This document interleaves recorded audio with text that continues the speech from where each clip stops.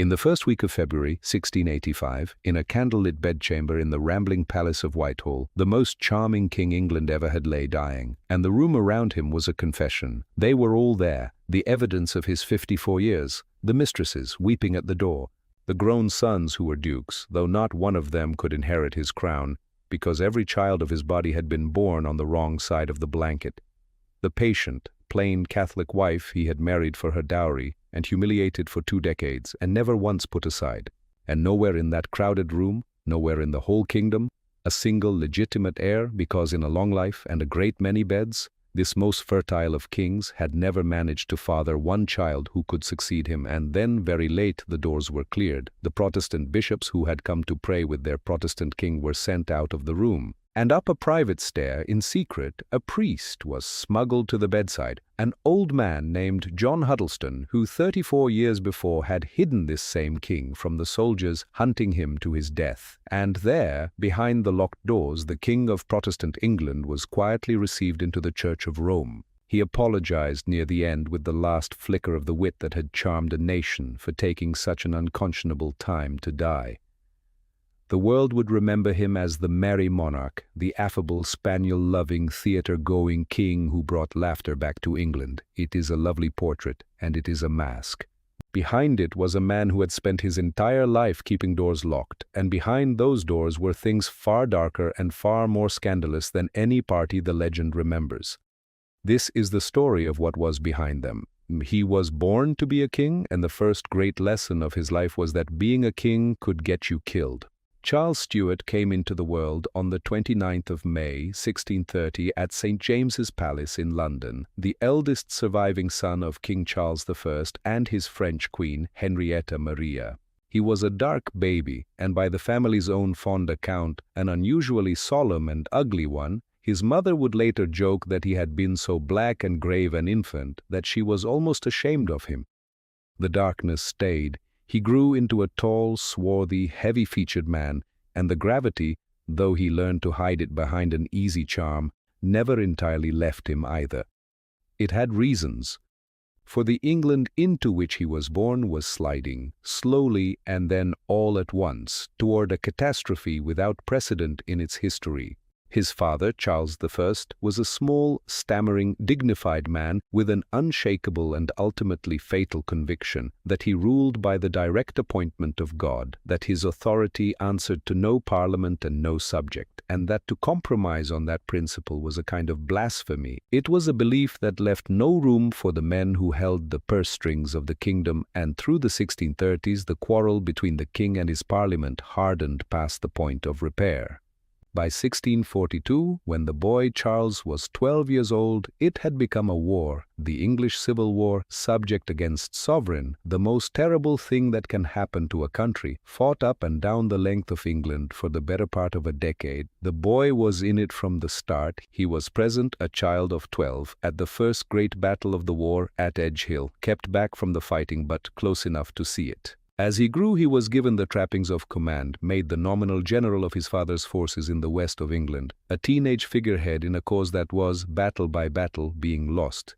And as the royalist armies crumbled, the boy who would be king learned the geography of defeat, the retreats, the surrenders, the flight westward and then out of the country altogether, first to the Isles of Scilly, then to Jersey, then into exile in France, a prince of 16 fleeing the wreck of his father's kingdom. From across the channel, he could only watch what came next, and what came next was the thing that would shape him more than anything else that ever happened to him. His father, defeated in the field, refused to the very end to bargain away the principle that had ruined him. He was taken prisoner by his own subjects, and then the men who had beaten him did something that no one in England on either side had truly believed they would dare to do. They put their king on trial.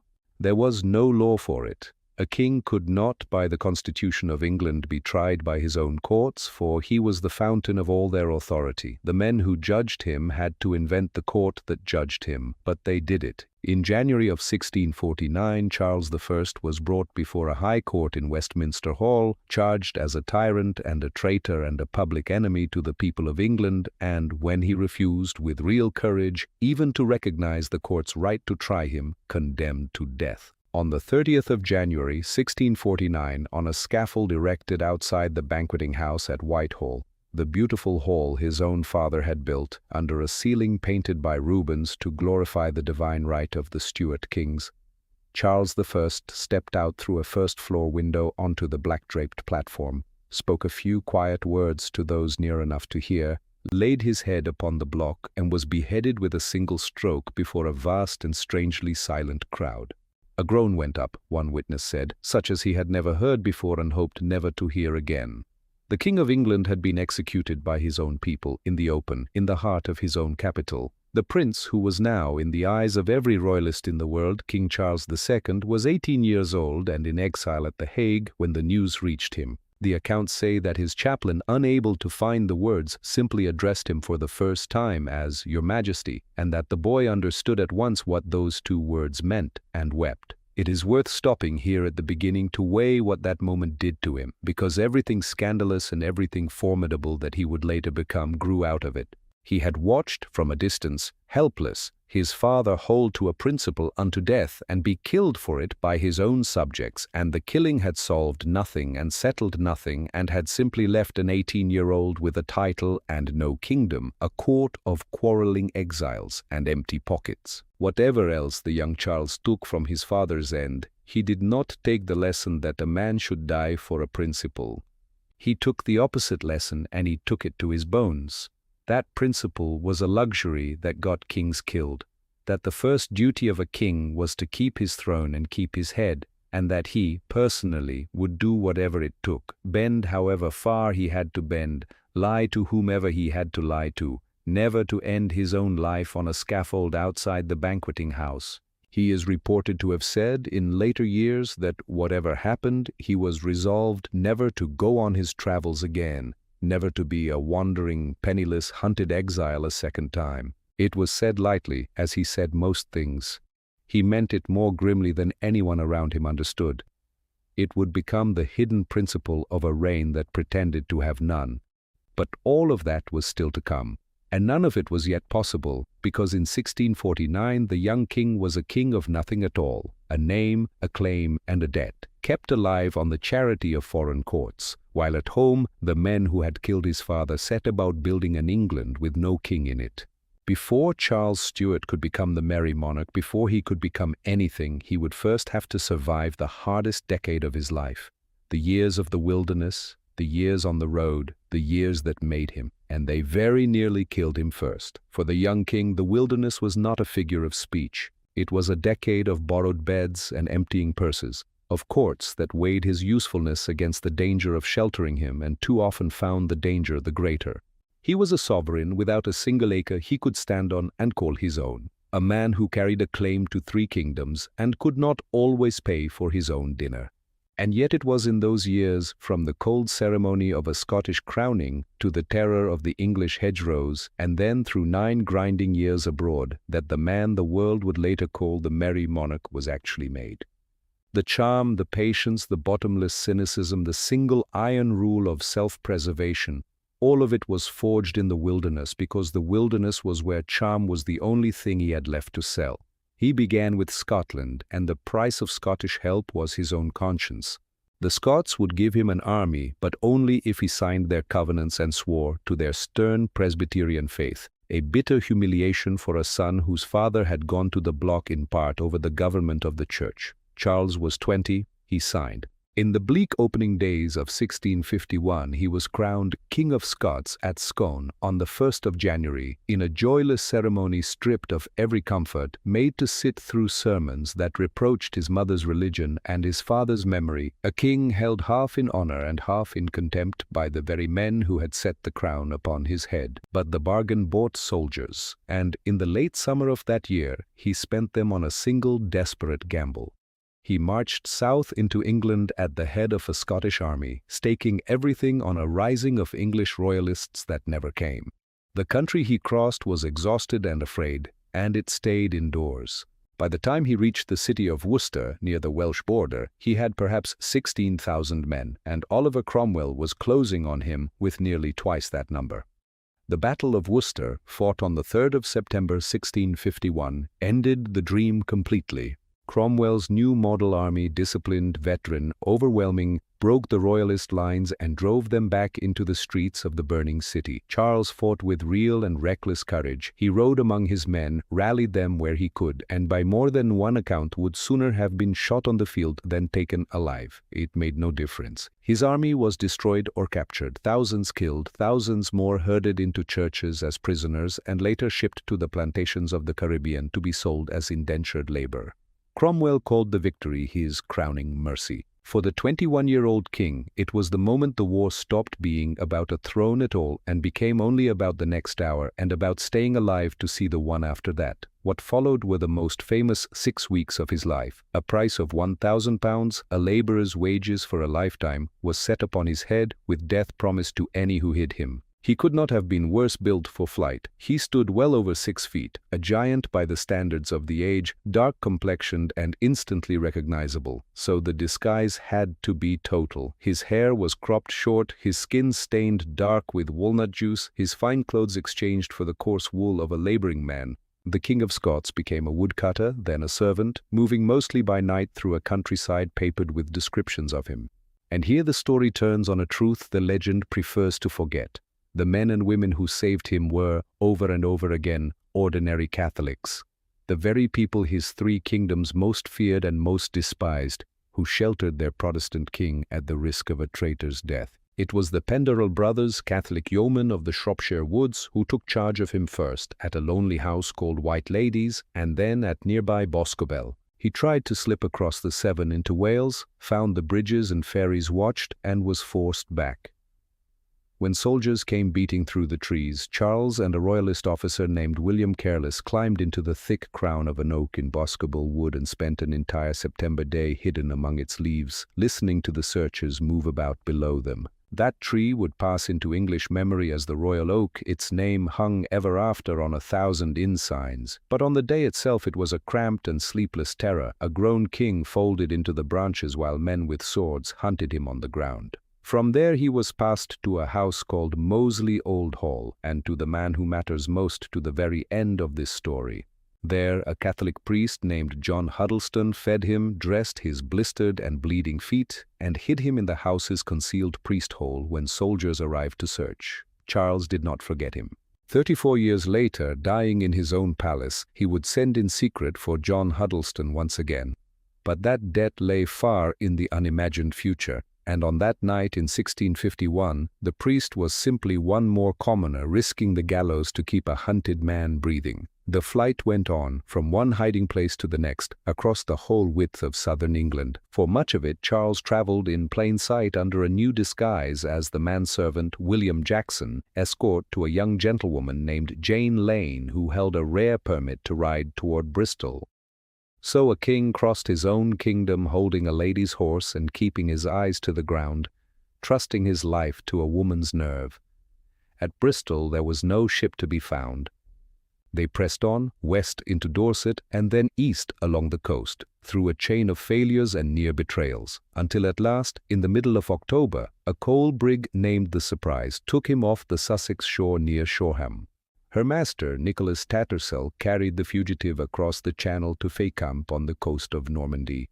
On the 16th of October, 1651, 6 weeks after Worcester, Charles Stuart set foot in France, free, alive, and entirely without a country.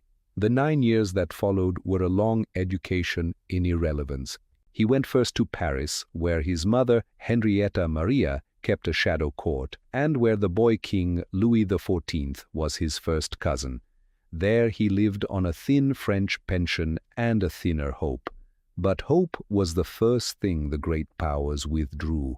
As Cromwell's England hardened into a military power no one on the continent wished to offend, Charles became an embarrassment to be quietly moved along.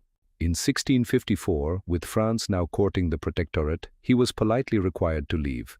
He drifted to the Rhineland and Cologne, and then, when Spain in its turn fell out with Cromwell, into the Spanish Netherlands, to Bruges and Brussels, where he was permitted a small army of royalist exiles that came in the end to almost nothing. In 1658 that force stood beside Spain and was beaten at the Battle of the Dunes, and Dunkirk passed into English hands, the Protectorate triumphant even here on the sands of Flanders.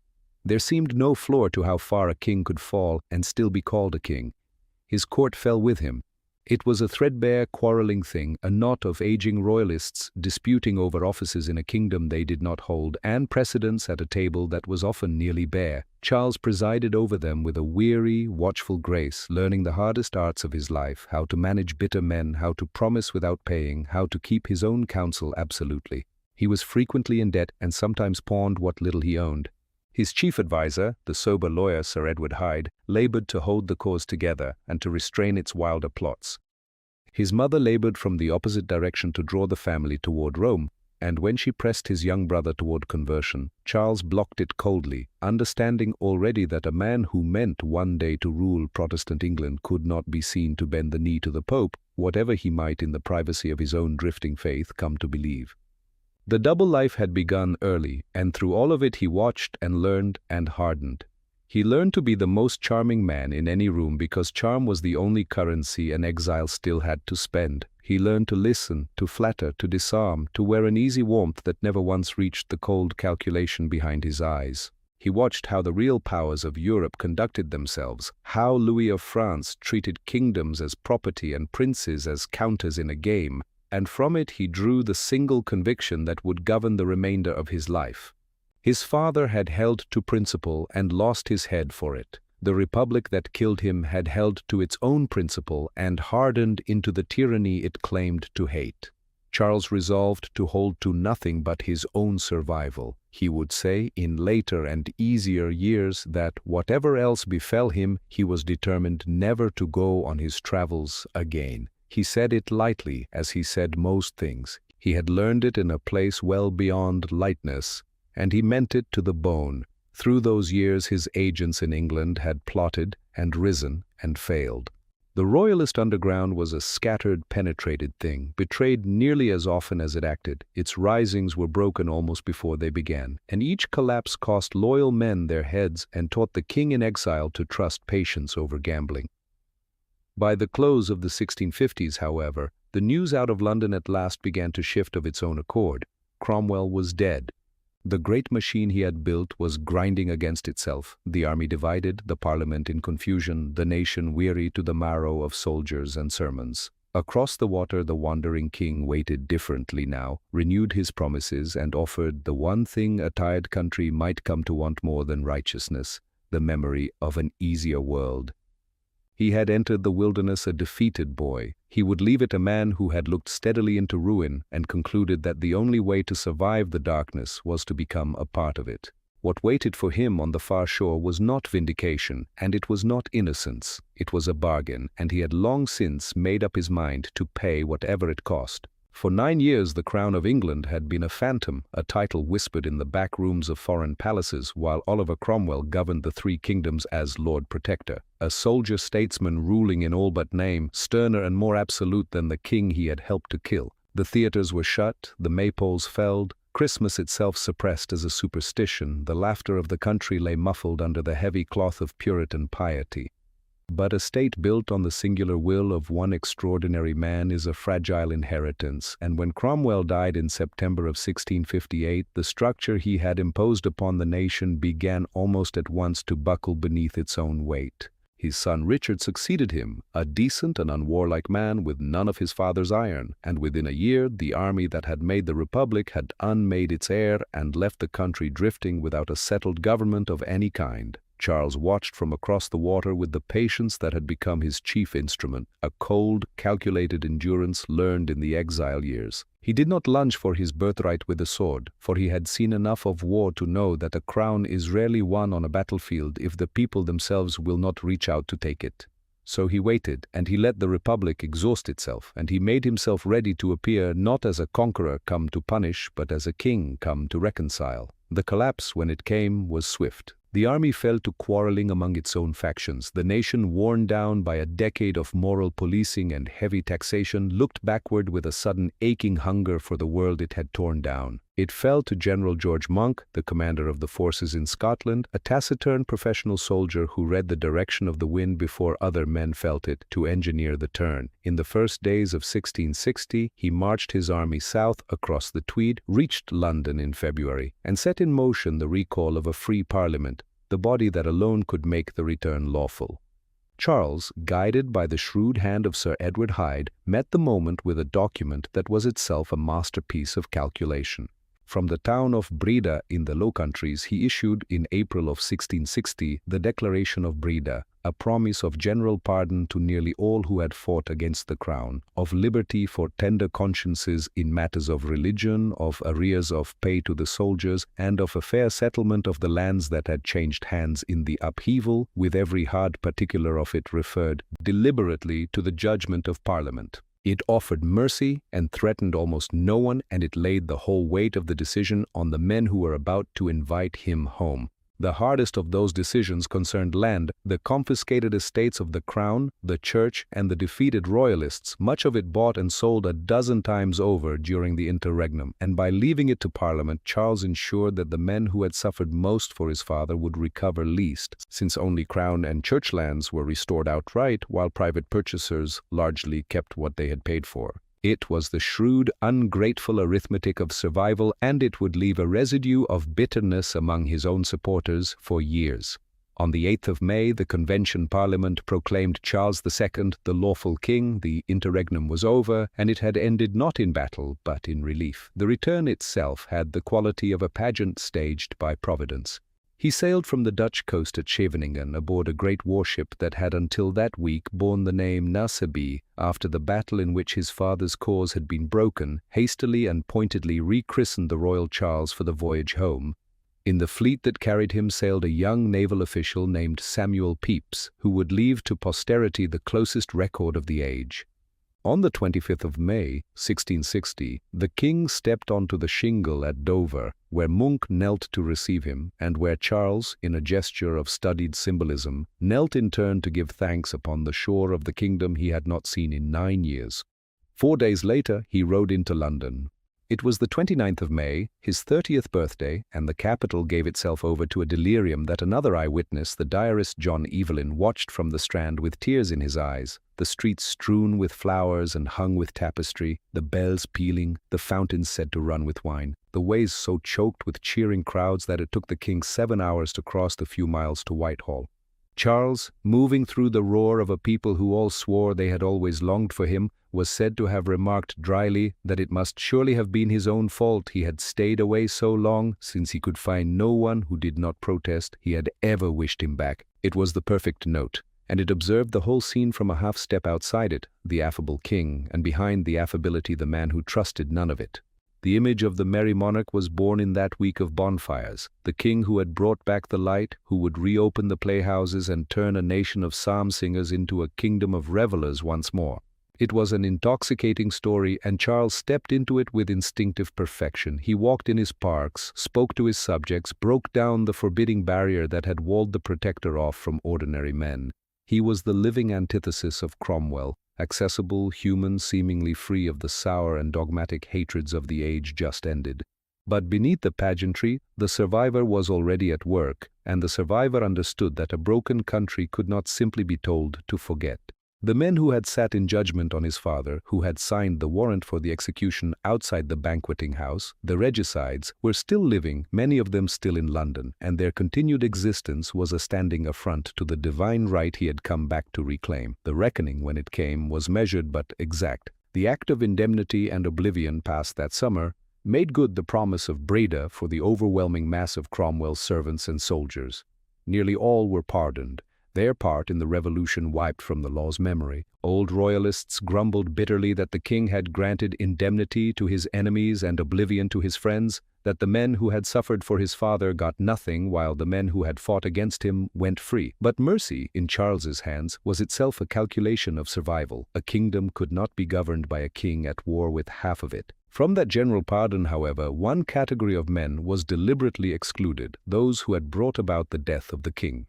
59 men had put their names to the death warrant of Charles I, and in the autumn of 1660, those of them who could be found, along with a handful of others closely bound up in the killing, were put on trial. Some were already beyond reach. Cromwell, Ireton, and Bradshaw were dead, and others, like the officers Whalley and Gough, had fled across the ocean to hide out the rest of their lives in New England. But 10 men were condemned and, in October of 1660, dragged to the scaffold at Charing Cross and Tyburn and put to death by the ancient and appalling ritual reserved for traitors, hanged, cut down alive, disemboweled, and quartered, their remains displayed as a warning. Among them were Thomas Harrison, the 5th monarchist general, John Cook, the lawyer who had drawn up the charge against the king, and Hugh Peters, the fiery preacher of the Revolution. The first of them, Harrison, went to his death, Pepys recorded, looking as cheerful as any man could in that condition. The diarist watched and noted without comment that the very crowds now baying at the traitors had lately cheered the republic those same men had built. Yet even here the vengeance had a limit that the age would have thought remarkable. Of the many regicides taken alive, most were not killed at all but sentenced to perpetual imprisonment, and the great mass of Cromwell's servants went wholly free under the act. The king bloodied his hands exactly as far as he judged prudent, and no further. Even death did not exhaust the settling of accounts. On the 30th of January, 1661, 12 years to the day since Charles I was beheaded, the exhumed corpses of Oliver Cromwell, Henry Ireton, and John Bradshaw were dragged on hurdles to Tyburn, hanged through a winter morning on the common gallows, and beheaded. Cromwell's head was set upon a spike above Westminster Hall, the very roof beneath which his court had condemned a king, and there it remained for a generation, weathering, a grim and shriveled reminder that the Stuarts had come home and did not forget. It was a jarring thing to set beside the image of the affable, spaniel-loving prince strolling among his people, but it was of a piece with the man who had climbed into the branches of the Boscobel oak. Charles was not, at bottom, a sentimentalist but a statesman, and he had marked out the boundaries of the new order in exactly the measure he judged necessary, no wider, for that would breed new enemies, and no narrower, for the killing of a king could not go wholly unanswered. The severity was cold, deliberate, and finite. And so the triumph was complete, the banners flying, the king at last in the palace of his ancestors. On the 23rd of April, 1661, St. George's Day, he would be crowned in Westminster Abbey with a magnificence pitched precisely against the drab decade before it. The very regalia had to be forged anew, for the ancient crown jewels had been broken up and melted down as scrap by the Republic, the restored monarchy rebuilt quite literally out of what its enemies had destroyed. Yet the foundations beneath the celebration were far shallower than the joy suggested. The treasury he inherited was empty, the navy neglected, the wounds of civil war papered over rather than healed. Charles moved into the rambling, half-decayed sprawl of Whitehall and set about building a court designed to dazzle a nation into contentment, cultivating the arts and the appearance of ease with a brilliance that let his people forget for a while that they were being governed at all. He had brought the laughter back to London. He had also brought home the private and unshakable knowledge that a throne could be taken by its own subjects, that loyalty was a weather that shifted, and that the affection now thundering through the streets was the most useful and the least reliable possession a king could own. The Restoration had restored the monarchy. It had not, and could not, restore the innocence of the man who wore it. The mood of London in the first years of the Restoration was not merely a change of government. It was a long, collective exhalation. For the better part of 2 decades, the Commonwealth had pressed down upon the country with grey clothing and shuttered playhouses, forbidden sports and suppressed festivals, the censorious weight of a Puritan morality that heard a snare in music and a sin in laughter. Now the pressure lifted all at once, and the king himself was the presiding spirit of the release.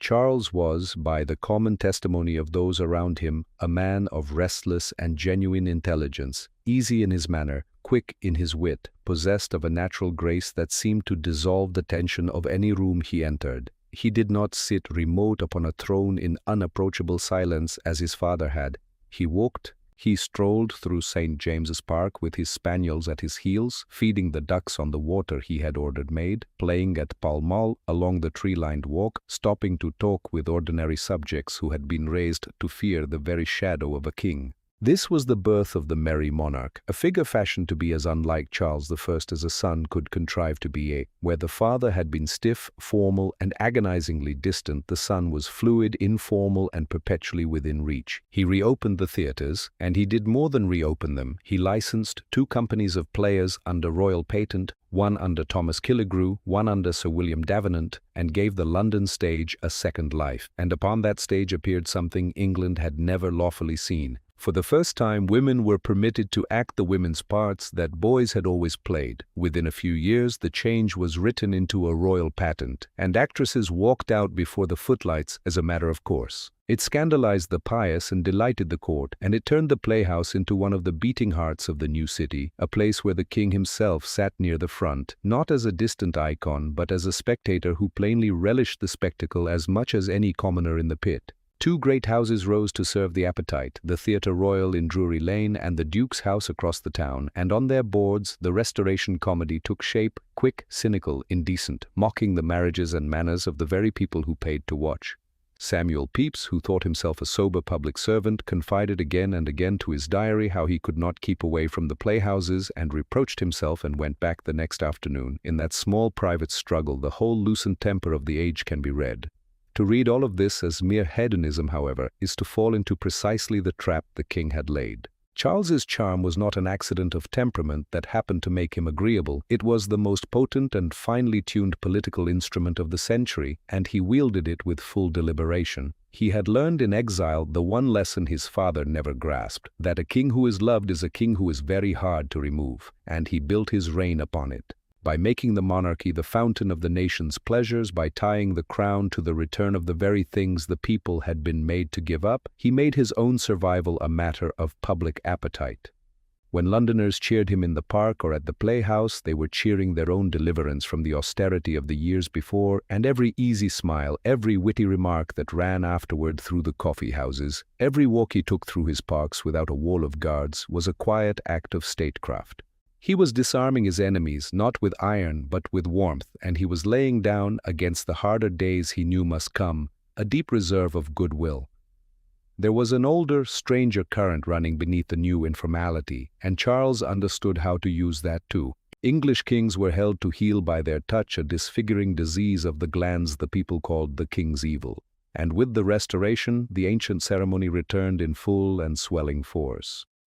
Sufferers came in their thousands, year upon year, filing past the king to be touched by his royal hand and given a small pierced gold coin to hang about their necks. Over the course of the reign, the numbers ran into the hundreds of thousands. It was, in one light, the most public act of the accessible monarch, the sacred healing king bending to the sores of the poorest of his subjects. In another, it was theatre of the most potent kind, binding the crowd to the crown by a bond older than any argument, and the same restless intelligence that laughed at the fashions of the court knew exactly what that bond was worth. Behind the music and the laughter, the same restless mind turned to matters the public rarely glimpsed. Charles took a real and curious interest in the new philosophy of the age, in the men who were beginning to weigh the air, grind lenses, and measure the motions of the stars by experiment rather than authority.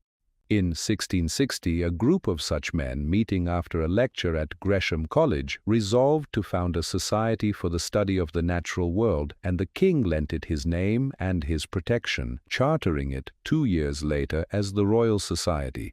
It is worth being exact about what he did and did not do, because the legend tends to inflate it. Charles did not conduct the experiments or father the discoveries. He was the patron, not the inventor, the crown that sheltered Robert Boyle and Robert Hooke and Christopher Wren, and in time the young Isaac Newton, and gave their inquiry a standing it could not otherwise have claimed. He was said to have laughed at the fellows for spending their afternoons weighing the air, and to have gone on supporting them all the same. Years later, he would extend the same patronage to the founding of the Royal Observatory at Greenwich, built to the design of Christopher Wren and set to the practical task of charting the heavens closely enough to fix a ship's position at sea, a matter of trade and of naval power as much as of pure enquiry. Here, too, the king was the patron and not the discoverer. He gave the astronomers their house and their commission, and left the measuring of the stars to better men.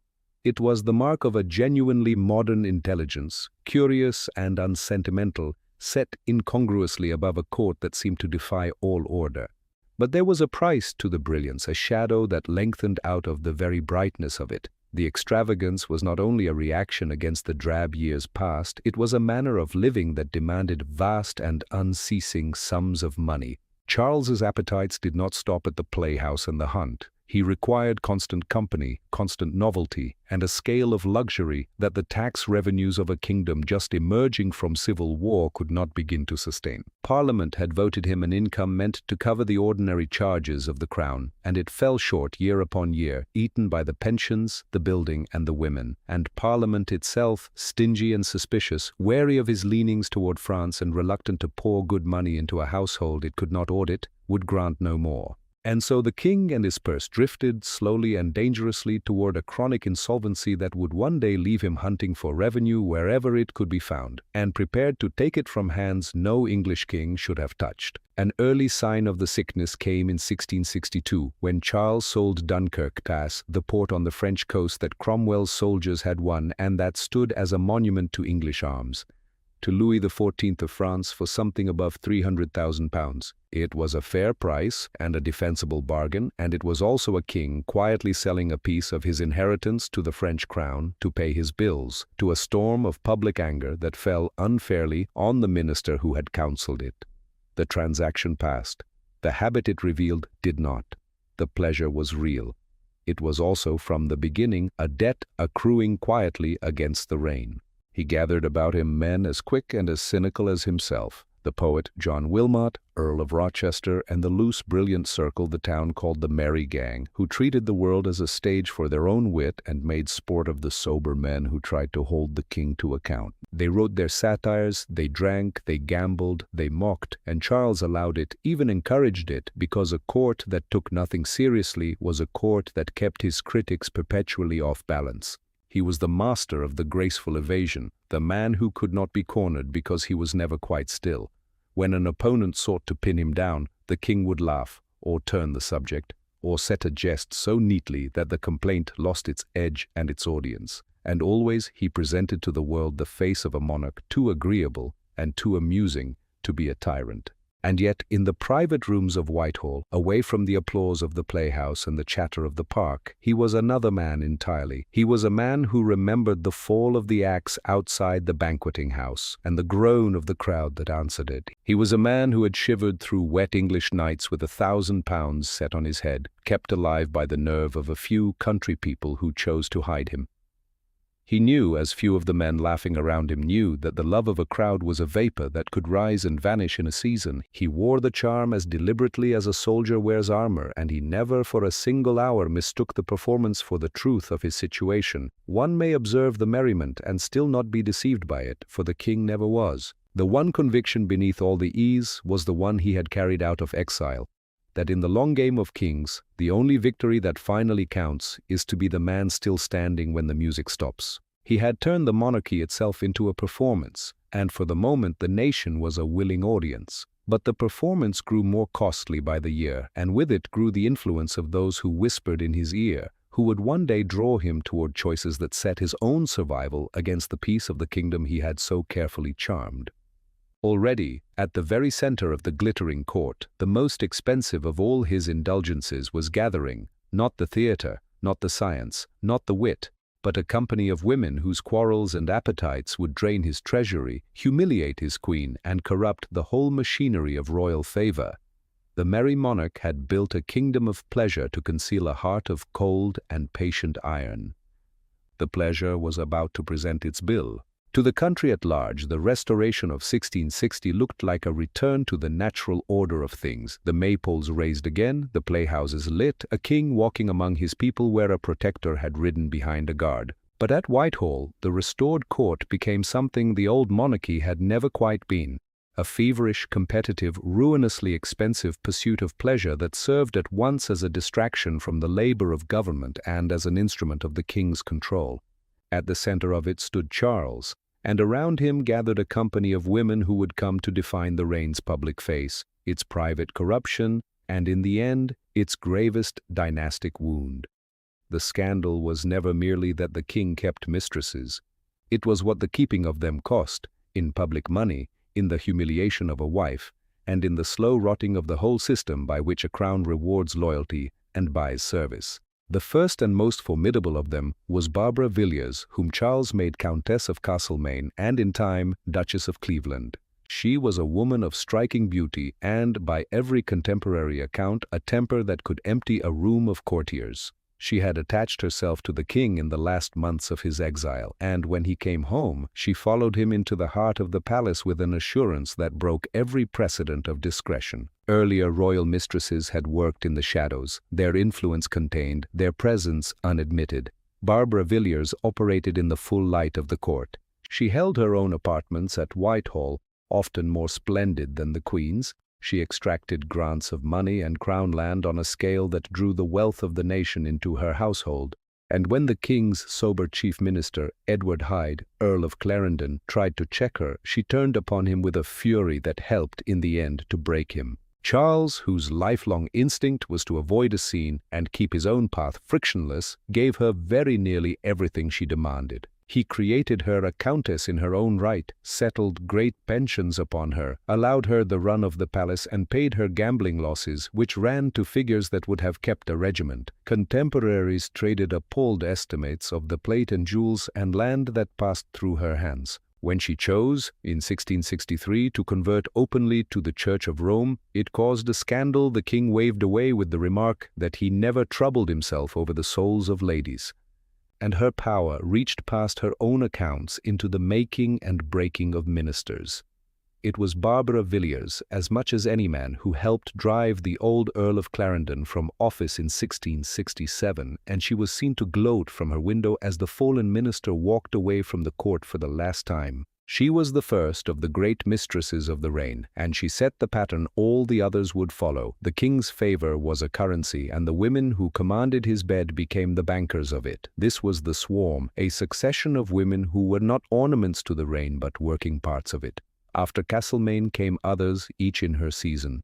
There was Louise de Kéroualle, the Frenchwoman who arrived in the household of the king's own sister and stayed to become a duchess, a figure many at court took, with reason, for an agent of Louis XIV planted at the English king's side. There was Nell Gwyn, the quick-tongued comic actress out of the London theatres, common-born and openly so, whom the city crowds took to their hearts precisely because she mirrored their own irreverence back at them. These two, the French Catholic and the Protestant player, would come to embody the deepest contradiction of the reign, and their fuller story belongs to a later reckoning. Here it is enough to see them taking their places in the pattern Castlemaine had set.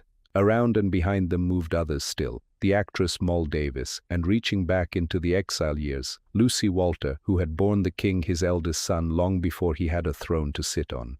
For behind the glitter lay the reign's true and darker arithmetic. Charles was, by any measure, a prodigiously fertile man, and he acknowledged his children freely and would never afterward disown a single one of them. He showered them with dukedoms, with land, with the greatest marriages in the kingdom. Lucy Walter's son, James, he made Duke of Monmouth, and loved beyond all the rest, a golden, popular young man who would one day reach for far more than his birth allowed. Barbara Villiers' sons he raised up as the Dukes of Southampton, Grafton, and Northumberland, and gave them the surname Fitzroy, son of the king, so that their descent should never be in doubt. Nell Gwyn's boy became Duke of St. Albans, Louise de Kéroualle's Duke of Richmond. In all he acknowledged at least a dozen children. The count runs to 14 by the fullest reckoning, got upon 7 or more women across the length of his adult life, and he provided for very nearly all of them out of the revenues of the crown. From these bedchambers descend, in sober fact, a great swathe of the modern British aristocracy. The dukedoms of Grafton and Richmond and St. Albans and Buccleuch all trace their blood to the bed of Charles II. He was proud of his brood, attentive to them, generous past all prudence, and the generosity was itself a corruption. Honors and offices and estates that ought to have rewarded service to the state were poured instead upon the children of the king's pleasures, until the whole machinery of royal favor bent toward the bedchamber. He was building a whole family of favorites, and the kingdom was paying for it. And yet, in this teeming sea of royal children, there lay a void that no dukedom could fill. Not one of them could inherit the crown. By the fixed law of the realm, a child born outside marriage, however beloved, however gifted, however visibly stamped with the king's own features, was barred forever from the throne. And set against the lengthening roll of acknowledged bastards was the one cradle in the kingdom that stayed empty, the cradle of the queen. Catherine of Braganza, whom Charles had married in 1662, could not bring a child to term. The king who scattered sons across half the peerage could not father one who was permitted to succeed him. It was the central and defining irony of the reign, and it was also its ticking bomb. Every son Charles ennobled was a fresh reminder of the legitimate prince the nation did not have, and because the king's own marriage stayed barren, the line of succession was forced to look past him altogether to his brother. That brother was James, Duke of York, rigid where Charles was supple, dogmatic where Charles was cynical, and, as the years went on and he ceased to trouble to hide it, openly, immovably Catholic. Here was the true weight of the empty cradle. It was not merely a private sorrow or a matter for court gossip. It meant that the heir to the Protestant throne of England was a man his people would come to regard with dread. Every acknowledged bastard sharpened the contrast, and every barren year enlarged the shadow of James. The king's swarm of mistresses was, in the eyes of his sterner critics, a moral failing, but its deeper consequence was constitutional. Charles was assembling a magnificent family of dukes who possessed the royal blood and could not legally use it, while the succession itself drifted toward the one outcome, a Catholic king that the whole temper of the nation was least able to bear. There was one thread of consolation, and Charles was careful to keep hold of it. James's two daughters by his first marriage, Mary and Anne, were being raised as Protestants at Charles's own insistence, so that the Catholic reign, when it came, might at least be a short one before the crown passed back to a Protestant heir. It was a thin hope on which to hang a kingdom, but in the barren years it was very nearly the only one the nation had. The king's contemporaries watched it happen and grew uneasy. Samuel Pepys, in the vast private diary he kept through these years, caught the mood of a capital that observed the king's parade of favorites with a mixture of fascination and mounting anxiety, the public money flowing to Lady Castlemaine while the navy went unpaid and the seamen rioted for their wages, the king seemingly happier in the company of his mistresses than in the labor of his council. Pepys himself embodied the whole contradiction, a diligent servant of the fleet who could not withhold his admiration for the beauty of the king's women, and who in the same breath set down his grief at the ruin of the nation's finances and the neglect of its ships. He watched the treasure of the kingdom drain toward the bedchamber while the vessels rotted at their moorings, and he understood, as a clear-eyed clerk of the navy was bound to understand, that a court could not indulge itself forever on credit it did not have. And as the years passed and the Queen's rooms stayed silent, the anxiety hardened into a question that hung over the whole reign. What would become of the kingdom when the Merry Monarch was gone and left it to his brother? Charles, for his part, met the whole spectacle with a detached and almost fatalistic ease.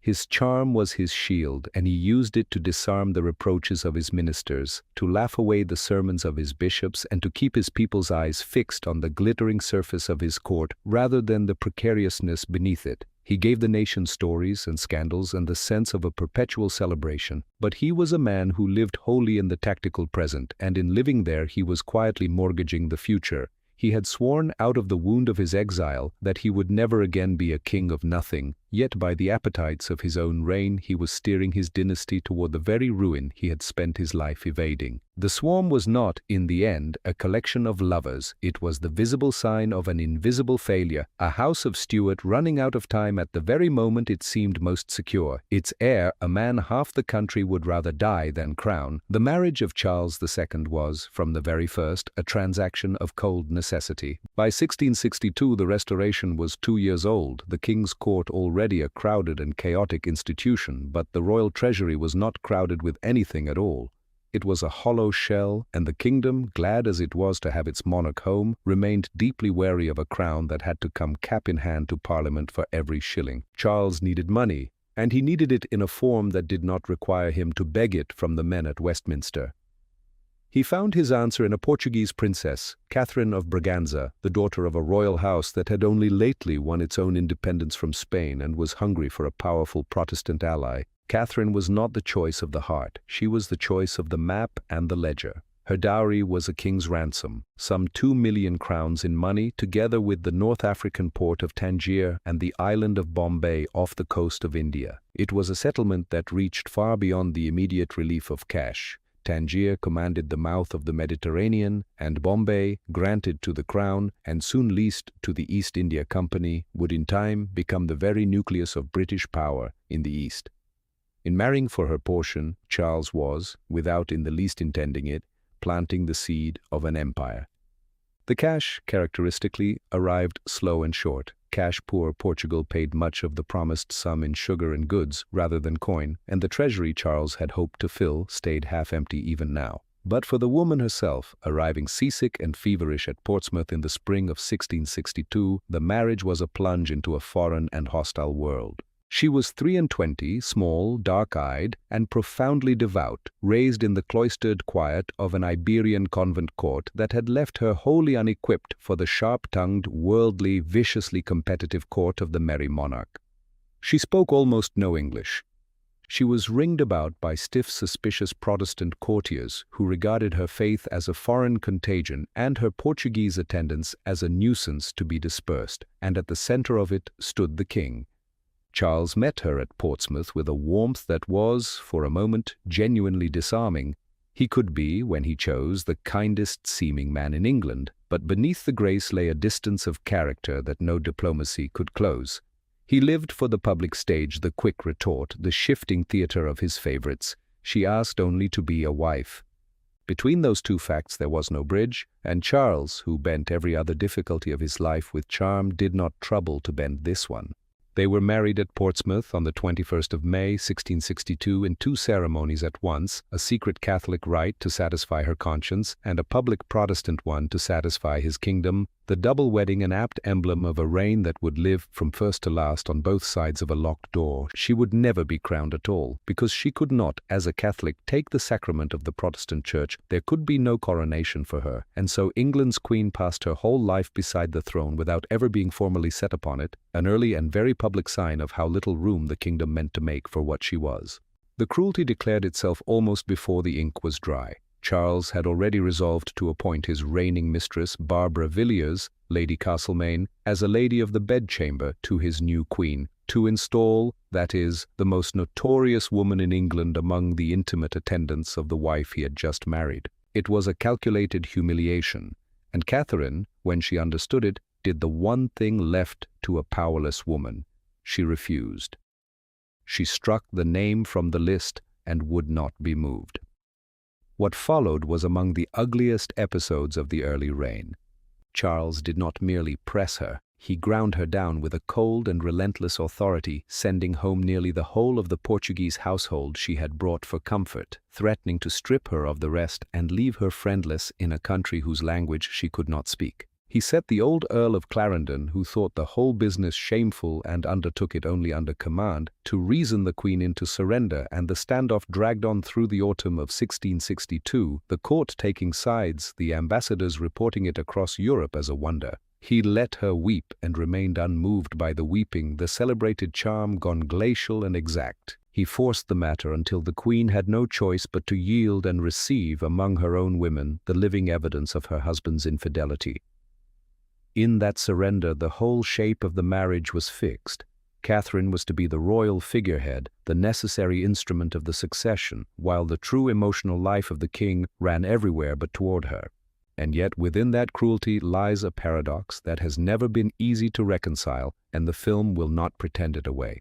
For all the infidelity, all the public slights, all the flagrant procession of mistresses through his life, Charles never once moved to set Catherine aside. In an age when kings put away barren wives almost as a matter of statecraft, when annulment and divorce were the ordinary tools of dynastic housekeeping, Charles refused. As the years passed and the Queen bore no living child, powerful voices urged him to be rid of her and take a fertile Protestant bride who could give the throne an heir and lay the whole crisis of the succession to rest. He would not do it. And when, in the poisoned hysteria of the Popish plot some 16 years later, the perjurer Titus Oates and his fellows reached at last for the Queen herself and swore that she had conspired with her physician to poison her husband, it was Charles who stood squarely in their path. The Commons, swept along by the panic, voted to have her removed from Whitehall as a danger to the king's life. Charles refused. He knew the charge was a fabrication. He had caught Oates in his lies before, and he knew that men were pressing it in part because a discarded, disgraced queen would clear the way for a fertile Protestant bride and an heir.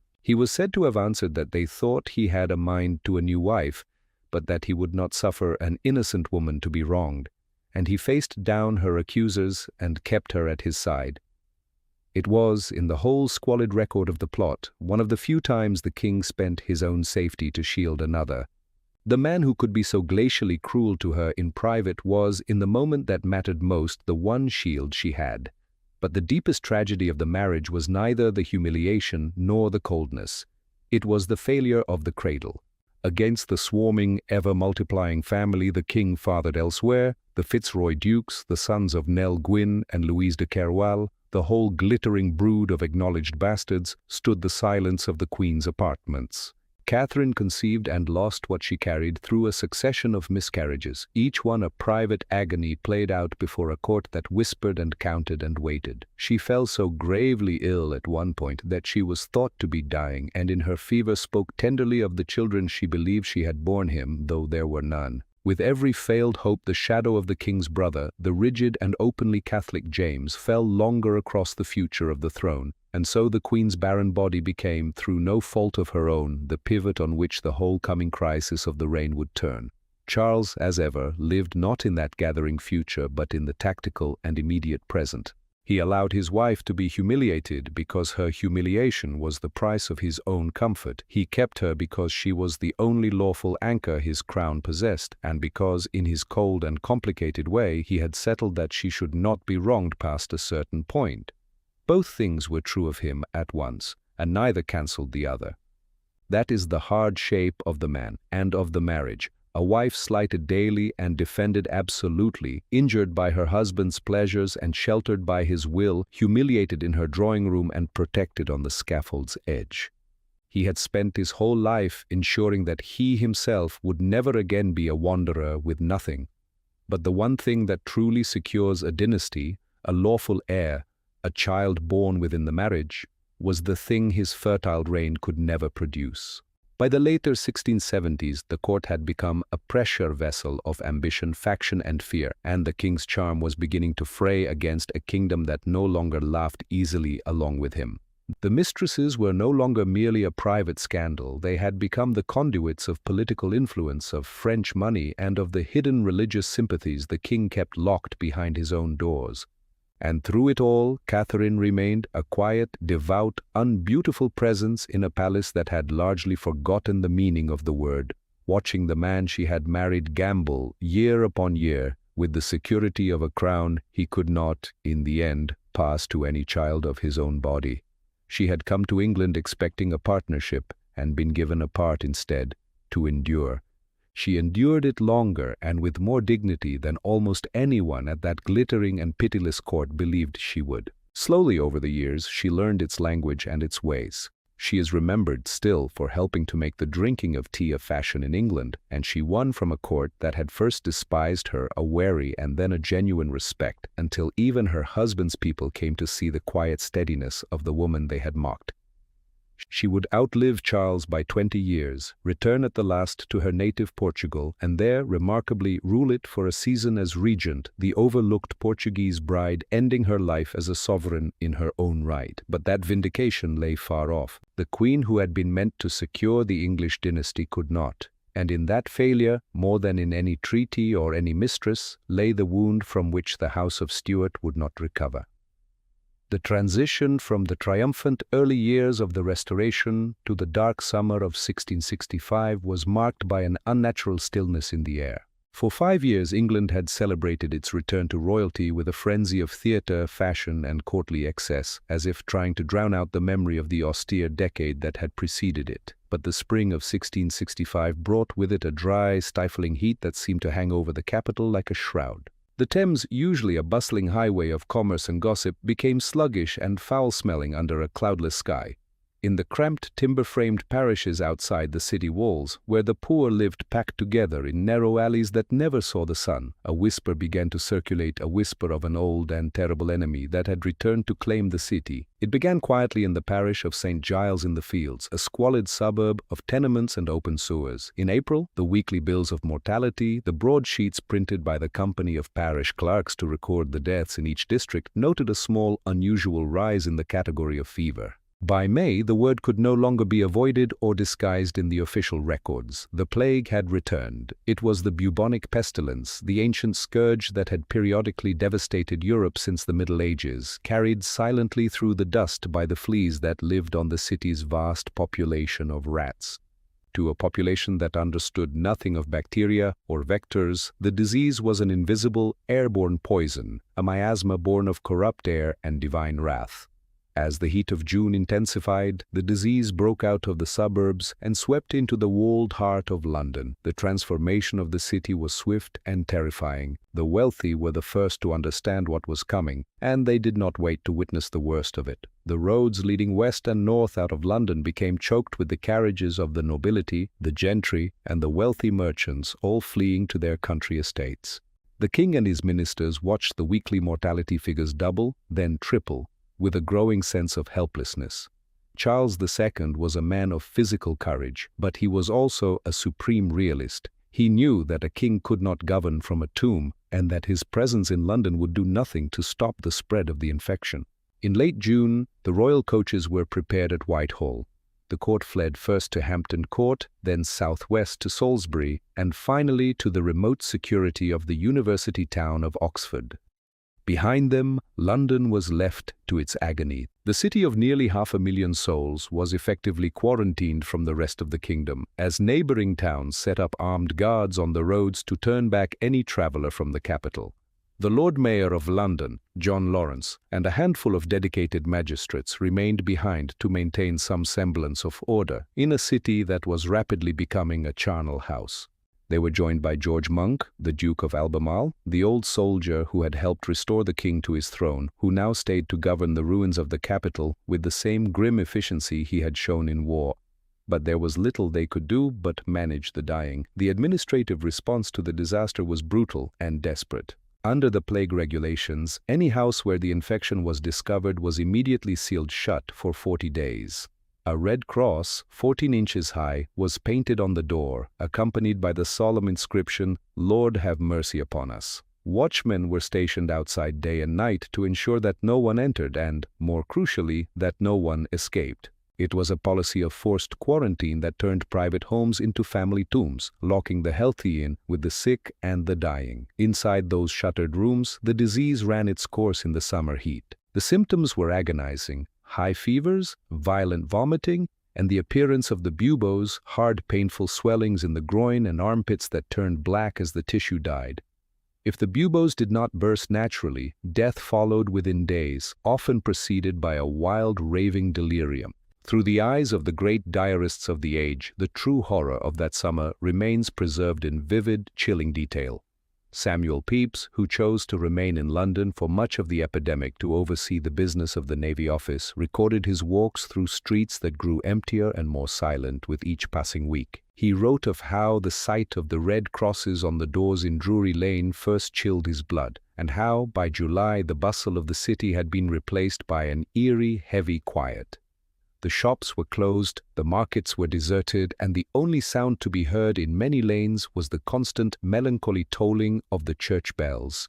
Pepys described how he began to smoke tobacco to ward off the infection, and how the grass began to grow green in the middle of Whitehall and the courtyard of the Royal Exchange, where the merchants of the world had so recently gathered. The great writer John Evelyn, visiting London in August, was struck by the same dismal solitude. He wrote of the streets being nearly empty of people, with only the occasional passerby walking down the middle of the road to avoid contact with the houses on either side. The air was thick with the smoke of coal and pitch fires, which the authorities burned in the streets in a vain attempt to purify the atmosphere. But the smoke did nothing to mask the smell of decay that hung over the city. By late summer, the churchyards of London were full to overflowing, their soil raised several feet by the sudden influx of bodies. With the normal rituals of burial broken, the city turned to the mass grave. The parish pits were dug, vast trenches, many yards long and dug deep, opened in the dead of night by the light of torches.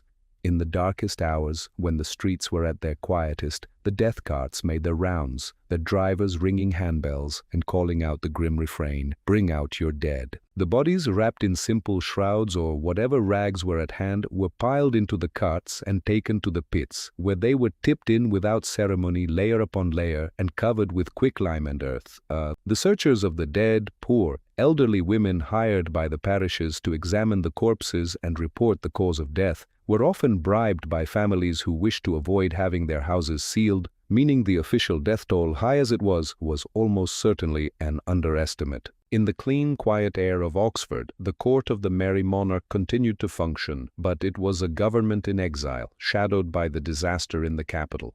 The theatres that Charles had so enthusiastically reopened were closed by royal decree, a measure intended to prevent the gathering of crowds, but one that also served as a tacit admission of the gravity of the crisis. From the safety of the provinces, the Puritan preachers who had been silenced by the Restoration began to speak out once more. In pamphlet after pamphlet, distributed in secret, they declared that the plague was not a mere accident of nature, but the direct judgment of God upon a wicked and licentious court. They pointed to the king's mistresses, the open gambling, the drinking, and the general moral decay of Whitehall as the sins that had brought this wrath down upon the innocent people of London. Charles was not indifferent to the suffering of his subjects. He contributed generously from his own depleted treasury to the relief of the London poor, and he stayed in constant communication with Albemarle and the Lord Mayor. But the contrast between the safe, comfortable existence of the court and the charnel house of London did lasting damage to the fragile consensus of the early Restoration. The image of the king as a paternal protector was strained by the reality of his flight, and the anger of those left behind in the infected city began to fester. The plague had exposed the raw nerves of a divided society, showing that beneath the glittering surface of the Restoration lay the same deep, unresolved anxieties that had fueled the Civil War. By September, the epidemic reached its peak. In a single week, the official bills of mortality recorded over 7,000 deaths from the plague, though the true figure was likely closer to 10,000. It was a rate of mortality that threatened to dissolve the very fabric of society. Yet even in the depths of the crisis, the city did not entirely collapse. The bakers continued to bake bread, the water carriers continued to distribute water, and the magistrates continued to sit. It was a testament to the resilience of the Londoners, who endured the summer of death with a mixture of fatalism and quiet courage. As the autumn came, bringing cooler weather and a sharp frost, the pestilence began to lose its grip. The weekly death tolls began to slide downward, first by hundreds, then by thousands. The fleas died in the cold, and the rats retreated. By the end of the year, the Red Crosses were being washed from the doors, and the first of the refugees began to trickle back into the city, looking with a mixture of relief and sorrow at the shuttered houses of their neighbors. In February of 1666, King Charles II made his formal return to London. The streets were still quiet, and many of the shops remained closed, but the return of the court brought a renewed sense of life and purpose to the battered capital.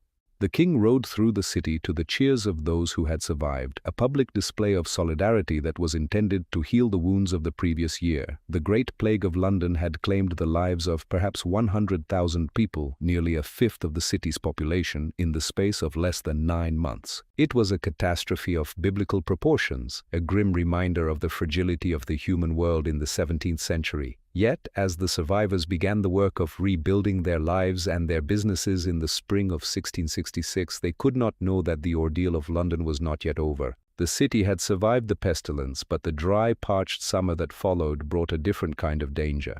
The timber houses of the city, dried to tinder by months of heat, stood waiting in the close-packed streets, and in the early hours of a September morning in a small bakery in Pudding Lane, a spark was about to fall into the dust.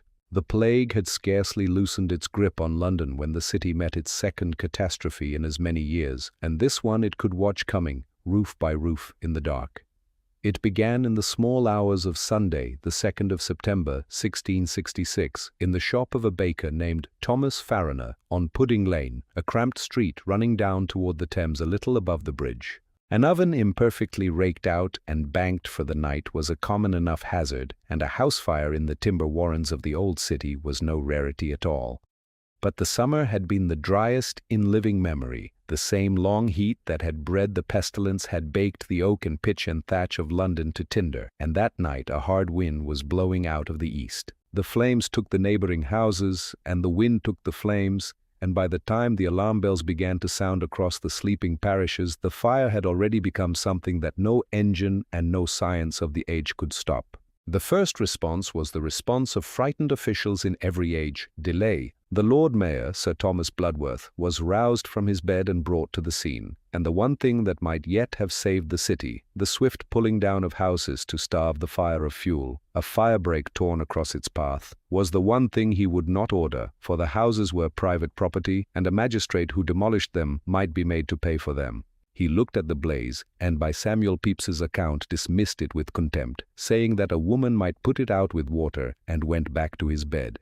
Pepys himself, rising that Sunday morning and grasping the scale of it, carried word to the king at Whitehall, and Charles, quicker than his Lord Mayor, sent Pepys straight back into the city with a royal command to spare no houses but to pull them down before the flames. By the time the order was delivered, Bloodworth was a broken man, wringing his hands in the street, crying that the people would not obey him, and that the fire outran anything he could destroy. It was here, at the edge of ruin, that the mask of the Merry Monarch fell away, and the honesty of this story cuts the other way. Charles did not shelter behind the walls of Whitehall while his capital burned. He and his brother James, Duke of York, came down into the streets and took command of the fight themselves. James was set over the firefighting, riding between hastily posted fire stations with a guard and a train of laborers, and both brothers spent the long days and nights in the thick of the smoke and falling ash.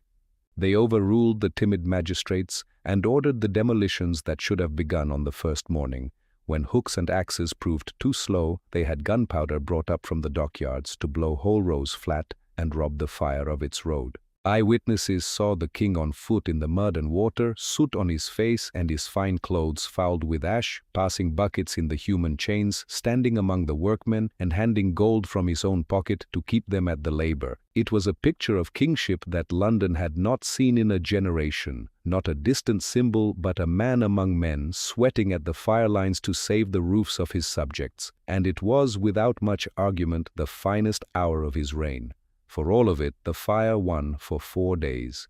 Pepys, who buried his wine and a prized Parmesan cheese in his garden against the flames, watched the very pigeons cling to their eaves until their wings caught and they fell. John Evelyn, walking the smoking wreck, wrote of stones flying from the churches like grenades, of the lead on the roofs running molten down the streets in streams so that the ground scorched the soles of his shoes, of a glare by night that could be read by 10 miles off. On the Tuesday, the flames reached the old cathedral of St. Paul's, whose stones cracked and burst in the heat and whose great weight of roofing lead poured down into the crypt where the booksellers had stacked their stock for safety. The medieval heart of English worship was gutted in a night. Only on the Wednesday did the east wind at last drop, and the demolitions and the exhaustion of the fuel bring the fire under control, and by the 6th of September it was mastered. What it left behind is hard to hold in the mind. More than 13,000 houses were gone, and 87 parish churches, and the Royal Exchange, and the Guildhall, and the Custom House, and St. Paul's.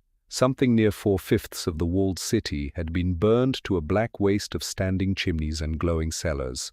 Tens of thousands of Londoners, the greater part of the population within the walls, were turned out homeless and camped in their thousands in the open fields at Moorfields and Islington and on the hills to the north, sleeping under carts and scraps of canvas among such goods as they had saved. And yet, against a toll of that size, the recorded dead were astonishingly few. The official count ran only to a handful of names. Historians have long doubted that figure, for the poor, the old, and the missing were never carefully numbered, and a heat that melted cathedral lead would have left little of some who died in it. But by any reckoning, the fire killed a small fraction of what the plague had killed the year before. London had lost its body but kept most of its people. That mercy did nothing to calm the survivors. A shock so total demanded a cause more satisfying than an oven and a dry wind. And the frightened city reached, as frightened crowds always reached, for the enemy within.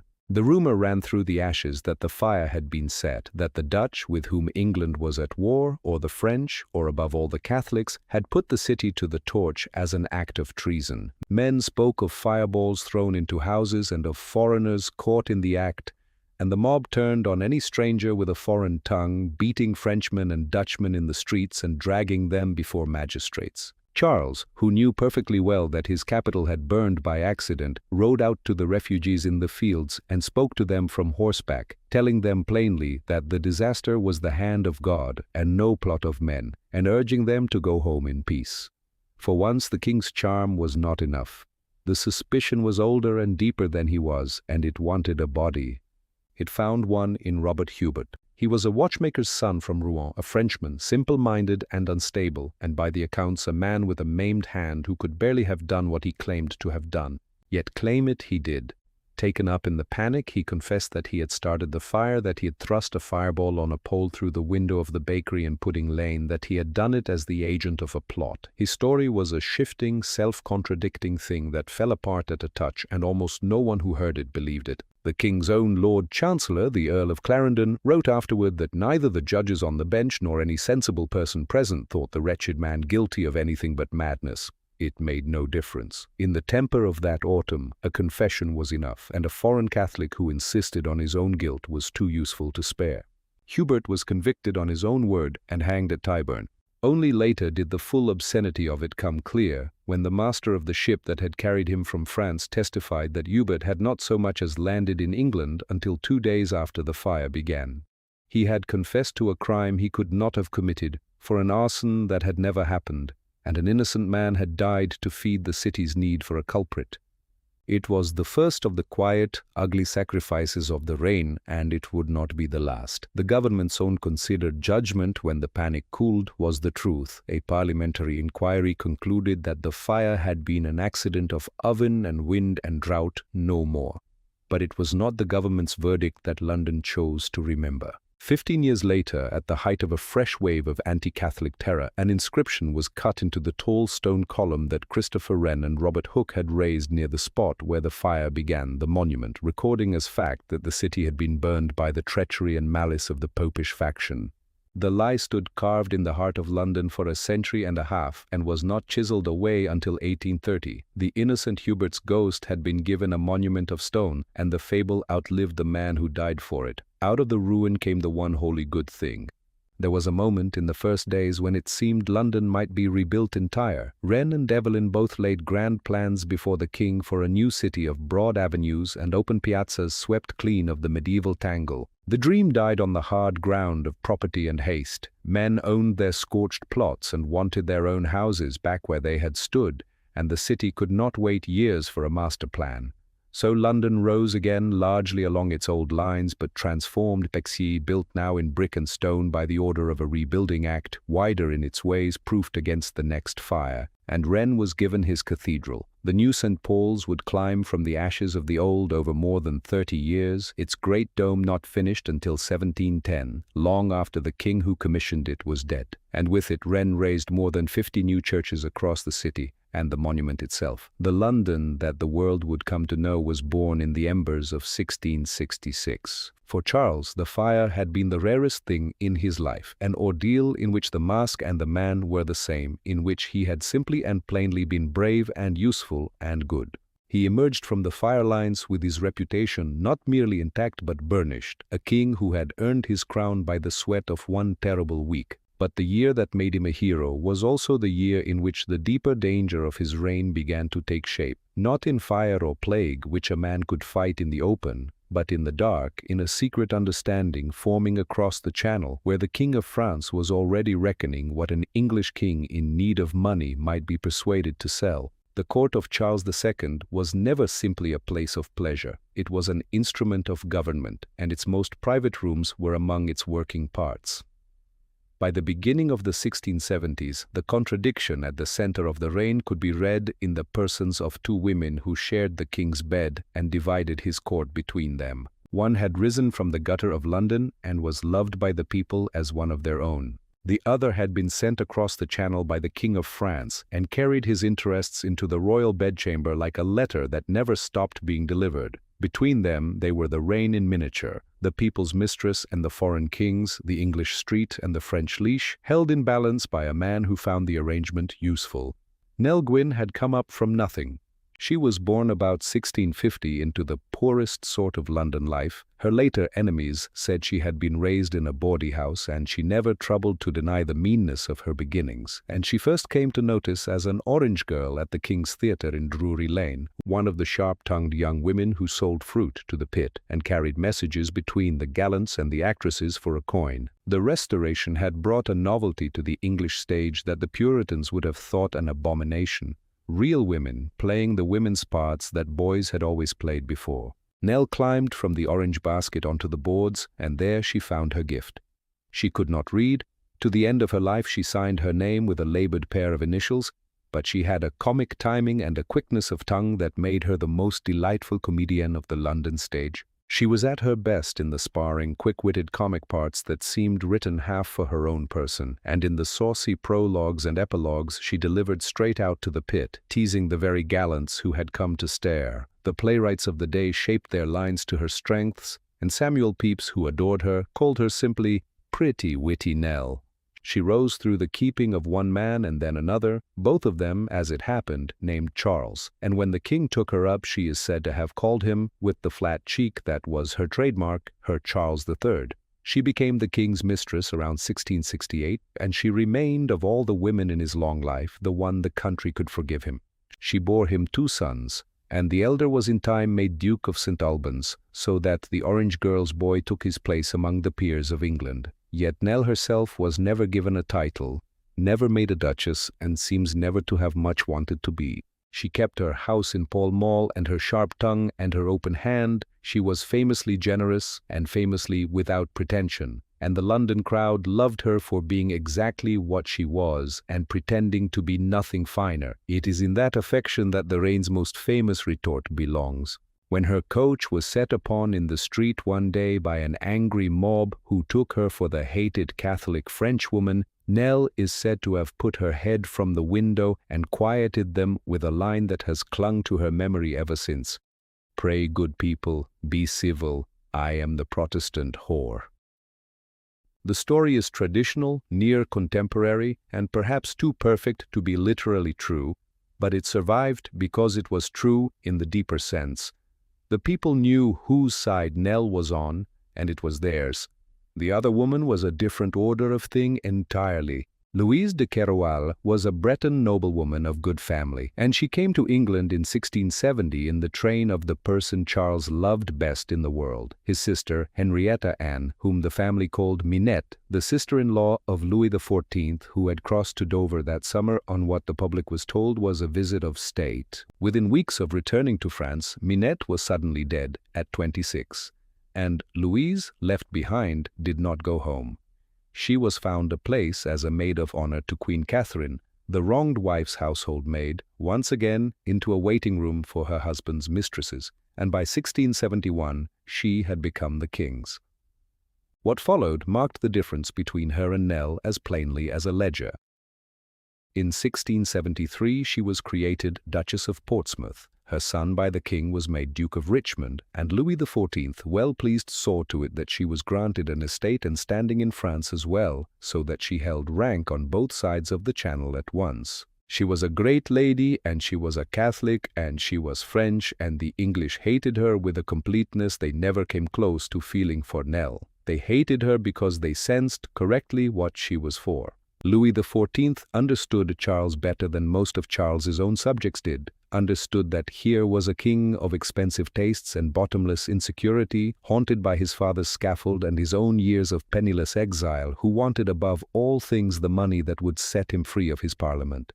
Louise was placed at that king's side and kept there, and the French ambassadors in London worked through her, as through a reliable channel, using her rooms and her influence to keep Charles turned toward Versailles. She was, in the plain sense that mattered, an agent of a foreign power lodged in the bed of the English king, a spy not of the cloak and dagger kind, but of the subtler and more dangerous kind, whose weapon was proximity and whose task was simply to make sure the King of England stayed bought. She was, in that, the best rewarded servant Louis kept in England, drawing her keep from 2 crowns at once and earning it and she did not skulk or scheme in shadows but reigned openly as the greatest lady at Whitehall. Her very grandeur was the message, standing proof to anyone who cared to read it, that the surest road to the English king now ran through Paris. The court knew it. The city knew it. They called her Madame Carwell, mangling her French name into something they could sneer at, and they blamed her for the drift of the whole government toward France. Nell, who missed nothing, mocked her rival's grand airs and her ready tears without mercy, and the crowd laughed along, because in laughing at Louise they were laughing at the thing she stood for. Nor were the two of them alone in the field. The imperious Barbara Villiers, who had ruled the early court and helped drain its treasury, was fading now from favor, if not from the pension rolls, and within a few years a third star would sail into Whitehall. The glamorous Italian adventuress, Hortense Mancini, Duchess of Mazarin, to try the king's affections in her turn. The mistresses were not the scandal of one woman or two. They were a system, a standing establishment of the reign, each with her apartments and her allowance and her children to be provided for from the public purse. And at the still center of that turning wheel sat the one woman who had every right to be there and no share in its rewards, Queen Catherine, childless and patient, whose own household had been made a lodging for the women who supplanted her, and who was expected to receive them with grace. This was the true scandal of the bedchamber, and it had nothing to do with the bed. It was that the private affections of the king had become a lever of statecraft, and that a foreign monarch had learned to work it. Every extravagance the mistresses cost, and they cost enormously in pensions and palaces and the dukedoms showered on their children, was drawn from a treasury the country could ill afford, at the same moment that the king's lawful wife sat humiliated among them. The patronage of the crown, the titles and offices that were supposed to reward service to the state, flowed instead toward whoever could reach the king through the door that Nell and Louise guarded. Government by favor is always for sale, and under Charles the price list ran through the bedchamber. The soberest men of the court saw it and grieved. John Evelyn, no prude but a servant of the old idea of a dignified crown, watched the honor of the monarchy handed out at a bedroom door and set his unease down in his diary. The careful rebuilding of Stuart majesty after the years of exile was being spent, night by the very man with the most reason to guard it. Charles played the two women against each other with the same smiling detachment he brought to his council table. He seems genuinely to have been fond of Nell, and he tolerated and used Louise, and he let the rivalry between them run because a court kept guessing was a court kept off balance. Through all of it he remained, in public, the most approachable king the Stuarts ever produced. Strolling his parks with his spaniels, trading easy words with ordinary men, wearing a warmth that made him nearly impossible to hate. That warmth was not a distraction from the calculation beneath it. It was the cover for it. A king so plainly amused by his own mistresses, so open about his weaknesses, was the last man his subjects would suspect of a cold and deliberate design. And yet the design was there, and Louise was its visible edge. The Frenchwoman in the royal apartments was not an accident of the king's appetite. She was the domestic face of a policy, the part of the secret that happened to be standing in the room. For the true measure of the French hold on Charles was not written in a mistress's pension. It was written in a document, signed at Dover in the same season Louise first crossed the water, sealed by the sister who died within weeks of it, and hidden so deep that most of the king's own ministers never learned it existed. The people who jeered at Madame Carwell in the streets were closer to the truth than they knew. They simply did not yet know how close or how much of their country's faith and freedom their charming king had already agreed in secret to sell. On the 22nd of May, 1670, in the seaside town of Dover, Charles II signed the most treacherous document of his reign. It was a fine spring, and the occasion had the look of a family reunion.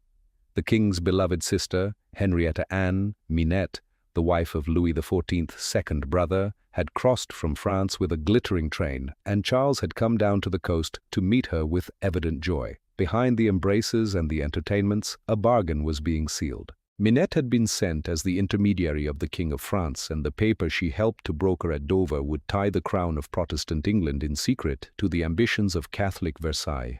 Within weeks of carrying it off, she was dead, at 26, suddenly and painfully, and the treaty she had midwifed outlived her by 15 years without ever coming fully into the light. There were in effect two treaties of Dover, and that duplication was the whole point. The one the country would be shown, and the one that most of the king's own government would be shown, was a hard-headed alliance. England and France would make common war upon the Dutch Republic, the great commercial and naval rival that both crowns had reason to resent, and Louis would help pay for the effort. It was aggressive, and it was a reversal of the Protestant alliance many Englishmen preferred, but it was the ordinary stuff of statecraft, and it could be defended in daylight. That version bore its fruit 2 years later when England duly fell upon the Dutch in what became the Third Dutch War, a costly and unpopular struggle whose real motive most of Charles's subjects never grasped, because the real motive was written in the half of the treaty they were forbidden to see. It was the only Dover the nation was ever meant to know.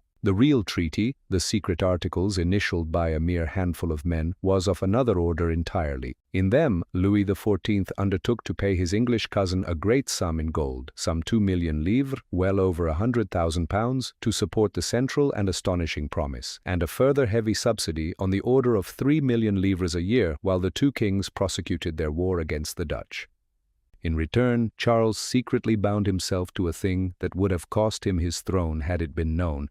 He undertook to declare himself a Roman Catholic, and to announce his conversion, and set about reconciling his kingdom to Rome at whatever moment he judged the welfare of his realm would best permit it. The timing was left deliberately to his own discretion, an open door with no date upon it.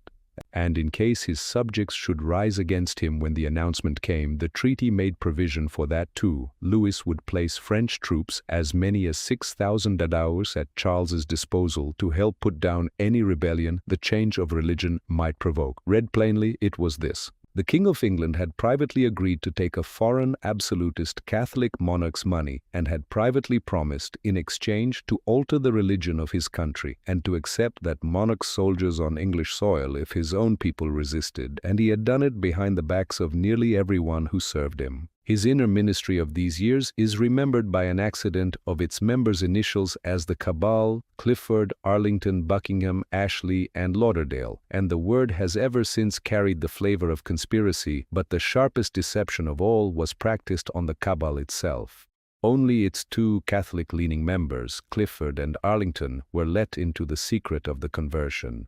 The three Protestants were kept ignorant of it and were handed instead a sham treaty, a doctored version signed at the end of that same year that carried the anti-Dutch alliance and the subsidy but said nothing of Rome. The Duke of Buckingham was even sent bustling over to France to negotiate this counterfeit, congratulating himself on his diplomacy, never suspecting that the true bargain had already been struck months before over his head. The King of England was deceiving not merely his parliament and his people, but the very ministers through whom he governed. So well was the thing hidden that the nation never learned the whole of it while Charles lived, nor for long after. The public would in time rage at the drift toward France and smell corruption in the king's dealings, and suspicion of a secret understanding hung about the reign for years. But the actual articles, with their naked promise of conversion and their clause of foreign soldiers, stayed locked in the breasts of the few who had signed them.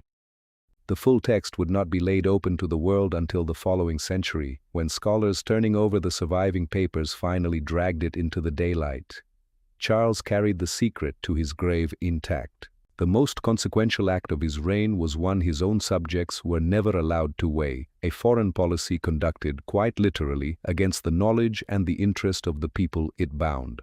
It is hard, at this distance, to feel the full weight of what that promise meant to the men of the 17th century, but one must try, for without it the scandal shrinks to a diplomatic footnote. England was a nation that had defined itself for more than a century against Rome.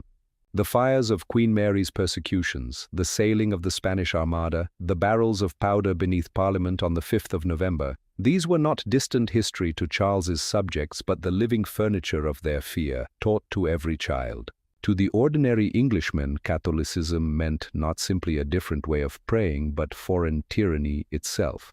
The rack, the stake, the absolute and unaccountable power of kings like the one across the Channel.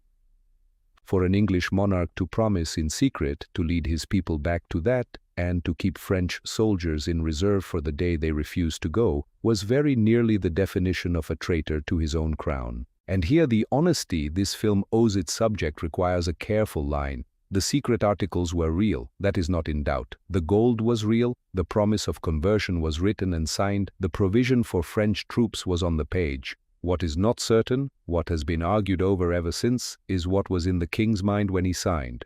Did Charles genuinely intend to convert and to Catholicize England when the moment came? Or was the whole religious clause a cynical instrument, a promise he never meant to keep, dangled before a devout French king to unlock a river of gold that Charles wanted for reasons that had nothing to do with God? The evidence pulls both ways. He had been reared amid Catholic influences. His mother, Henrietta Maria, was a fervent Catholic, and through all his years of exile it had been Catholic courts that sheltered him. Yet he was also the most cold-eyed political realist of his age, a man who knew to a nicety how far he could push his Protestant subjects, and the conversion clause was precisely the lever most likely to open Louis's treasury. Tellingly, in 15 years he never made the declaration. His one concrete step in its direction, a declaration of indulgence in 1672, suspending the penal laws against Catholics and dissenters, was beaten back by an outraged Parliament within a year and answered with a test act that drove Catholics from public office and forced his own brother's faith into the open. When the road toward Rome met real resistance, Charles did not take it. He pocketed the money and let the promise sleep. The contrast with his brother is instructive. James, when his own conviction came, would embrace it openly and at ruinous cost to himself, unable to dissemble his faith even to keep a crown. Charles never once showed that kind of hand. Whatever he truly believed, he kept it, like everything else, behind a locked door. Perhaps the truest thing that can be said is that Charles lived, as always, in the gray space between belief and calculation, and was quite capable of holding both at once. What is beyond argument is the betrayal of trust. For the rest of his reign, he was a king secretly in the pay of the very foreign power his subjects most feared, playing the French interest against his own government while wearing the face of England's defender. The subsidies did for him exactly what he had wanted them to do. They loosened and then began to sever his dependence on Parliament. A king who could be paid from Paris did not need to go to Westminster on his knees for money, and so could prorogue it, ignore it, and defy it with a confidence no Stuart had felt before. The lesson of the scaffold, that a king must never again be at the mercy of men who could withhold his bread, had found its instrument at last, and the instrument was foreign gold. Nor was Dover a single transaction. The stream it opened would be renewed and widened by further secret understandings in the years that followed, until, by the last stretch of his reign, the King of England was in plain fact a pensioner of the King of France and could set his own Parliament aside altogether. The bargain struck that spring at Dover was not the scandal of a single afternoon. It was the hidden engine of everything that came after. But the same gold that bought his freedom locked a different door behind him. He had made himself a prisoner of his own secret, condemned to a reign of concealment in which he could never wholly trust the men around him, because the discovery of what lay in the Dover articles would turn upon him the very fury that had destroyed his father.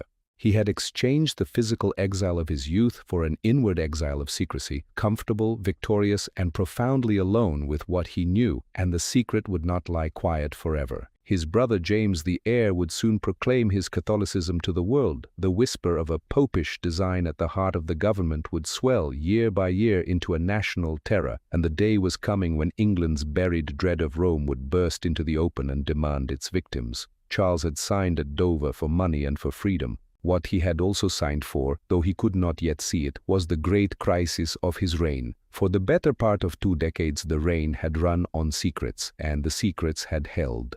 The French money, the hidden clauses of the treaty at Dover, the true faith of the men nearest the throne, all of it had stayed behind the locked doors where Charles preferred to keep the important business of his life. But a secret shared by many is only a rumor that has not yet been spoken aloud. By the late 1670s, the thing at the heart of the reign was becoming impossible to contain, and when it broke into the open at last, it did not arrive as argument or as accusation. It arrived as terror. To understand what overtook England in the autumn of 1678, one has first to understand what a single word, popery, meant to an ordinary Protestant of that age. It did not mean merely a rival church. It meant the fires of Smithfield, where Mary Tudor had burned Protestants alive within the memory of men's grandfathers. It meant the gunpowder plot, the barrels stacked in the cellar beneath the Parliament House. It meant the rising in Ireland in 1641 and its slaughtered Protestant settlers, retold and multiplied in 100 pamphlets. It meant the Inquisition, foreign tyranny, and the boot of an absolute and priest-ridden monarchy set upon the neck of a free people. It was a dread woven deep into the fabric of the nation, half history and half nightmare, and it wanted only a spark. The kindling was laid unwittingly by the king's own brother. James, Duke of York, was heir to the throne, for Charles's marriage had produced no living child, and James was in almost every respect his brother's opposite.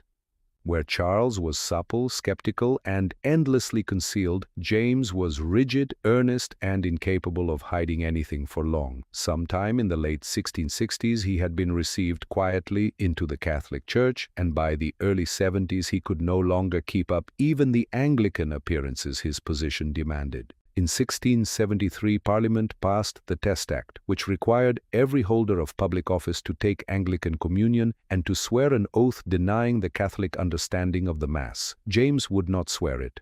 Rather than deny his faith, he resigned his great office of Lord High Admiral, and in doing so he announced to the whole kingdom, more plainly than any confession could have done, that the man who would one day be King of England was a Roman Catholic. That same year, his first wife being dead, he married again, a young Italian princess, Mary of Modena, Catholic, and to frighten Protestant eyes, a bride all but chosen in Rome.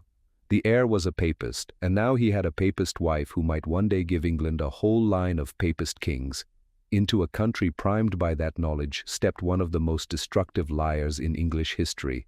Titus Oates was a man of no standing and considerable grievance.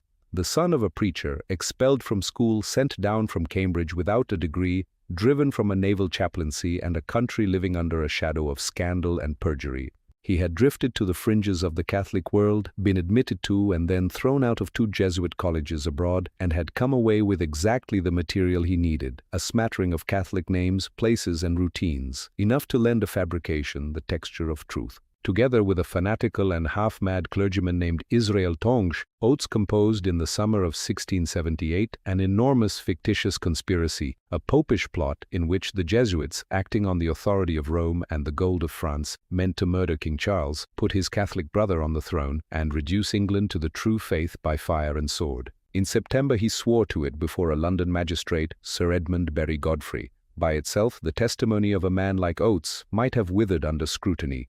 2 things kept it alive, and together they turned a lie into a national convulsion. The first was the discovery, among the papers of Edward Coleman, secretary to the Duchess of Yorkshire, of a real and damning correspondence with Louis XIV's confessor, full of hopes for the conversion of England and the utter subduing of a pestilent heresy. Coleman's letters were not the plot Oates had described, but they were close enough to its shape to seem a confirmation, and they persuaded thousands of frightened men that where there was so much smoke, there must be fire. The second was murder. In mid-October, Sir Edmund Berry Godfrey, the very magistrate who had taken Oates's deposition, vanished and was found days later in a ditch on Primrose Hill, run through with his own sword and his neck broken. The crime was never solved. But to a terrified city there could be only one explanation. The papists had killed him to bury the plot. Godfrey became a martyr overnight. His funeral drew vast crowds, and from that moment the hysteria was beyond the reach of reason. The country lost its mind. Londoners barred their doors and slept with pistols beside them. Chains were drawn across the streets. The trained bands stood to arms against an invasion that never came. Titus Oates, but months before a disgraced nobody, was lodged in Whitehall, granted a pension, and paraded as the savior of Protestant England. And the courts, which are supposed to be the last defense of the innocent against the passions of the crowd, became instead the instrument of those passions. Under judges such as the brutal Lord Chief Justice Scroggs, the ordinary protections of the law fell away. Accusation became proof. The word of perjured informers was taken over the sworn denials of respectable men, and to be named a Catholic was very nearly to be sentenced. Here we come to the hardest thing that must be said about Charles II, and it must be said without flinching. The king did not believe a word of it. Charles possessed one of the shrewdest political minds in Europe, and he saw through Titus Oates almost at once. When Oates was examined before the Privy Council, Charles questioned him himself and caught him out in plain, demonstrable lies. Oates swore he had seen the Jesuits paid off in a house beside the Louvre. The king, who knew Paris, knew there was no such house where Oates placed it. Oates claimed to have stood in the presence of a great Spanish grandee, Don John of Austria, and described him confidently. The king, who had met the man, knew the description was false in every particular. Charles knew the plot was a fabrication. He knew that the accusations soon flung at his own queen, that Catherine meant to poison him, were as baseless as they were vile. He said openly to those he trusted that he did not credit it, and yet the executions proceeded and the king let them. This is the film's hardest indictment, and no softening will do. Charles was not a powerless spectator. He held in his own hand the prerogative of mercy. A word from him could reprieve any condemned man, and a dissolution could silence the parliament that fed the fire. He used that power sparingly, and mostly for those whose survival cost him nothing. For the rest he calculated, and the calculation was cold. To stand up publicly for the accused Catholics, to expose Oates and defy the fury of the Commons and the London streets, would be to set himself against the whole enraged nation on behalf of the very men he had already sacrificed by treaty and by silence. It would be to gamble his crown and his life for their sakes. And Charles had resolved long ago in exile that he would never again stake his own survival on a principle, so he retreated behind the mask. He withdrew to his private rooms, walked his dogs, let the storm blow, and allowed men he knew to be innocent to be dragged to the scaffold. The dead were real. Edward Coleman, whose only true crime was his indiscreet correspondence, was hanged, drawn, and quartered before the year was out. 5 Jesuit priests went the same way, protesting their innocence on the gallows at Tyburn. William Howard, Viscount Stafford, a frail old nobleman who had lived quietly for years, was condemned on the word of professional informers. The king granted him the mercy of the axe in place of the butchery of Tyburn. Proof, if any were needed, that Charles could reach into these cases when he chose, for he chose to soften the manner of Stafford's death while doing nothing to prevent it. And then, at the very last, when the fever was already breaking and the perjuries were unraveling, came the killing that damns the reign most completely of all. Oliver Plunkett, the Archbishop of Armagh and Primate of all Ireland, a man of transparent holiness who had never conspired at anything, was hauled to London, tried on the testimony of criminals who had never set foot in his diocese, and in July of 1681 hanged, drawn, and quartered at Tyburn Bays, the last Catholic to die there for his faith. By then almost no one of sense believed the plot. The king certainly did not. He let Plunkett die anyway, because to save him was still, in that moment, more trouble than it was worth. There was one life Charles did fight for, and the exception tells the whole truth of the man. When the informers turned on Queen Catherine and accused her of plotting his murder, the king moved at once and without hesitation to shield her, not one suspects from tenderness alone, but because the attack on the queen was in truth an attack on him, a lever to force him toward a divorce and a Protestant remarriage that would disinherit his brother. He would spend his political capital freely to defend the throne when the throne itself was the target. He would not spend a farthing of it to defend a stranger from the block. That was the arithmetic of the survivor, and by it perhaps a score of innocent men went to their deaths while the king, who knew better, looked the other way. The terror burned itself out at last, as terrors do, leaving the nation exhausted and ashamed and the courts stained with judicial murder. But its political work was not finished. The fear that Oates had unleashed had found a purpose larger than his lies. If the heir to the throne was truly a papist, then perhaps he should not be allowed to inherit at all.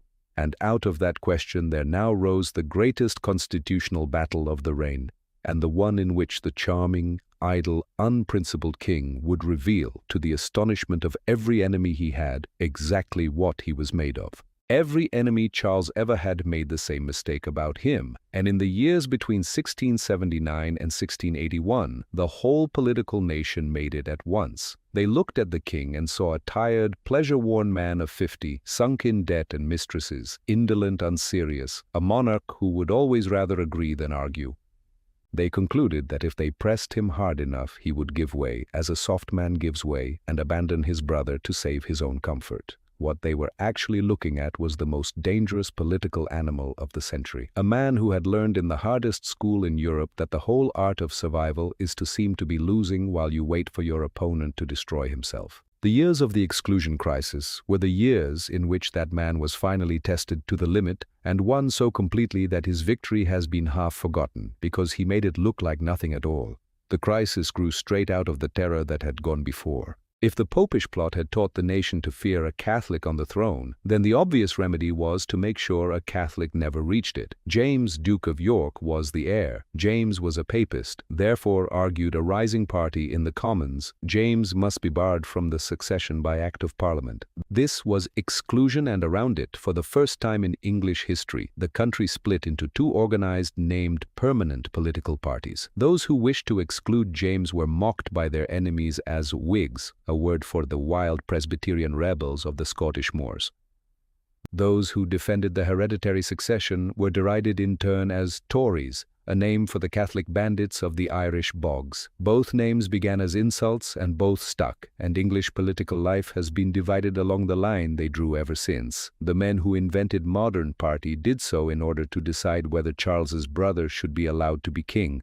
At the head of the Whigs stood Anthony Ashley Cooper, Earl of Shaftesbury, small, sickly, brilliant and tireless, a former minister of Charles's own who had turned against the court and now commanded the fury of the streets with a skill no Englishman had shown before. Shaftesbury organized petitions, marshaled the mob, drilled the elections, and drove the exclusion bill forward with relentless force. And he offered the frightened Protestant majority not merely a thing to fear but a thing to hope for, an alternative heir. There was one ready to hand, James, Duke of Monmouth, the king's own eldest son, handsome, charming, Protestant, and beloved of the crowds. He had only the single insurmountable flaw that he had been born outside marriage and so could not inherit.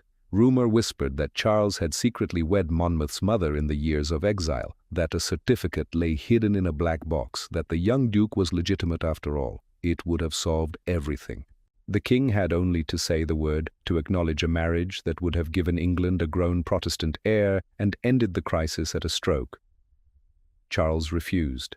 Again and again, formally, in council and in writing, he declared that he had never been married to any woman but the Queen. On the one point where a convenient lie would have bought him peace, the great dissembler would not lie, because to elevate a bastard would be to unmake the very principle of lawful succession on which his own crown rested, and beneath the surrender he never made, the iron of the man showed through. What made Shaftesbury so formidable and so genuinely new was that he did not fight this battle in Parliament alone. He built, in effect, the first modern political machine. His followers gathered at the Green Ribbon Club in the city and from there directed a campaign of a kind England had never seen, a flood of pamphlets and news sheets pouring from presses that the lapse of the old censorship had briefly set free. Petitions got up in county after county demanding that the king summon Parliament and pass exclusion.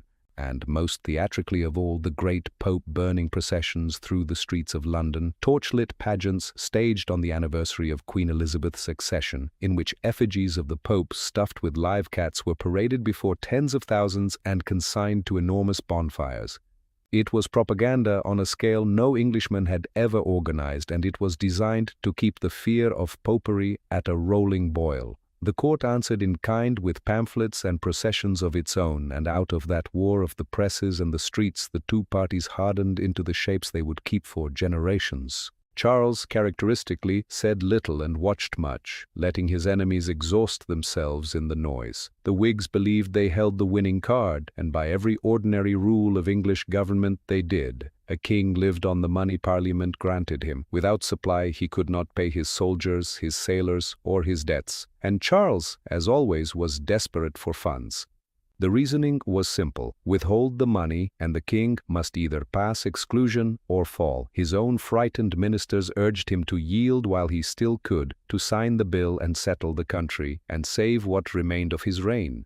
They did not know the thing that made the whole calculation worthless. They did not know about the money that came from France. For while the Whigs squeezed him at home, Charles was being quietly kept afloat from abroad. Louis XIV had no wish to see a strong, united Protestant England emerge from this quarrel to trouble him. He wanted his cousin of England weak, dependent, and grateful, and he was willing to pay for the privilege. Under secret understandings, the last and most cynical of them sealed around the very climax of the crisis, the French king funneled subsidies to Charles that, while never lavish, were just enough. Just enough to let him meet his most pressing needs without Parliament. Just enough to let him do the one thing his enemies had assumed he could never afford to do. He could send them home. When a session grew too hot, he prorogued it. When it grew dangerous, he dissolved it and called elections. And when the new Parliament proved as fierce as the last, he dissolved that one too. The Whigs kept dealing him a losing hand, and the king kept quietly refusing to play it. So the crisis ground on through 3 successive parliaments, and in each the same drama played out. The first, in 1679, drove the Exclusion Bill to its first reading before Charles cut it short. The second, in 1680, carried the bill triumphantly through the Commons, only to see it killed in the House of Lords, where the king sat through the debate in person, and where the Marquess of Halifax, the great trimmer, destroyed Shaftesbury in open oratory and turned the peers against exclusion. Twice thwarted, the Whigs came to the third and last Parliament at Oxford in March of 1681 in a mood close to insurrection. They rode into the town with armed retainers at their backs, expecting a trial of strength, half expecting a royalist ambush, ready, some of them, for civil war. They found instead a king who had already decided how the story would end. Charles let them posture for a week. Then, having secured the French money that made him independent at last, he summoned the members, dissolved the Parliament without warning, and departed for Windsor, leaving the Whigs standing in a hostile country town with their swords and their speeches and nowhere left to go. He never called another Parliament as long as he lived. The collapse of the opposition, once he had broken its platform, was swift and total. Deprived of the great stage of Westminster, the Whigs found they had no second act. The mood of the nation, exhausted by years of manufactured panic, swung hard toward the crown. A Tory reaction set in, and Charles pressed his advantage without mercy, purging his enemies from the bench, the corporations, and the commissions of the counties. Shaftesbury, the man who had come so near to toppling him, was arrested for treason, escaped conviction only through a London jury still loyal to him, and then, understanding that the tide had turned for good, fled to Holland, where he died within months, a broken and defeated man. The king had been threatened, as his father had been threatened, with the loss of his crown and the calls for his head, and he had beaten it all, patiently, almost silently, without once drawing a sword. This was the true scandal of the exclusion crisis, though it was a scandal of a stranger kind than the mistresses and the money that fill the legend. It was not that Charles had defended his Catholic brother against the wishes of most of his people. A man may keep faith with his own blood. It was the cold and secret means by which he did it, the willingness to take the pay of a foreign absolutist king in order to render the English Parliament, the ancient check upon the crown, simply unnecessary.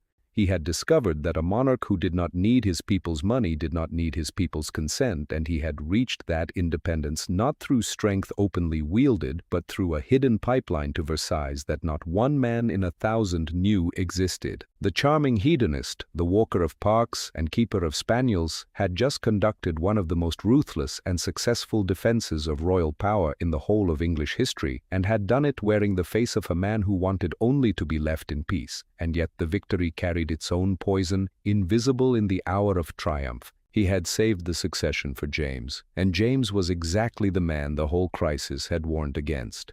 He had made the crown independent of Parliament by tying it to a foreign purse that would not always be open. He had scattered his enemies and left behind a wounded, resentful faction that would not forgive and would try, when the ordinary weapons had failed, something darker. Charles had won. He had proved himself the coldest and cleverest player at the table. But the game was not finished, and the last years of his reign, the years of absolute power he had just purchased with such skill, would show both how complete his mastery had become and how heavy a price the winning had cost the men who stood in his way. When Charles rode away from the dissolved Parliament at Oxford in the spring of 1681, he rode into the strangest period of his whole reign, 4 years in which the Merry Monarch, the affable idler of the legend, ruled England more completely and more absolutely than any king of his line had ever managed to do. His father had dreamed of governing without parliament and had lost his head in the attempt. Charles achieved it quietly and kept it to the end, and he achieved it not by insisting, as his father had, upon the sacred and unbending rights of the crown, but by the far more effective method of never appearing to insist upon anything at all.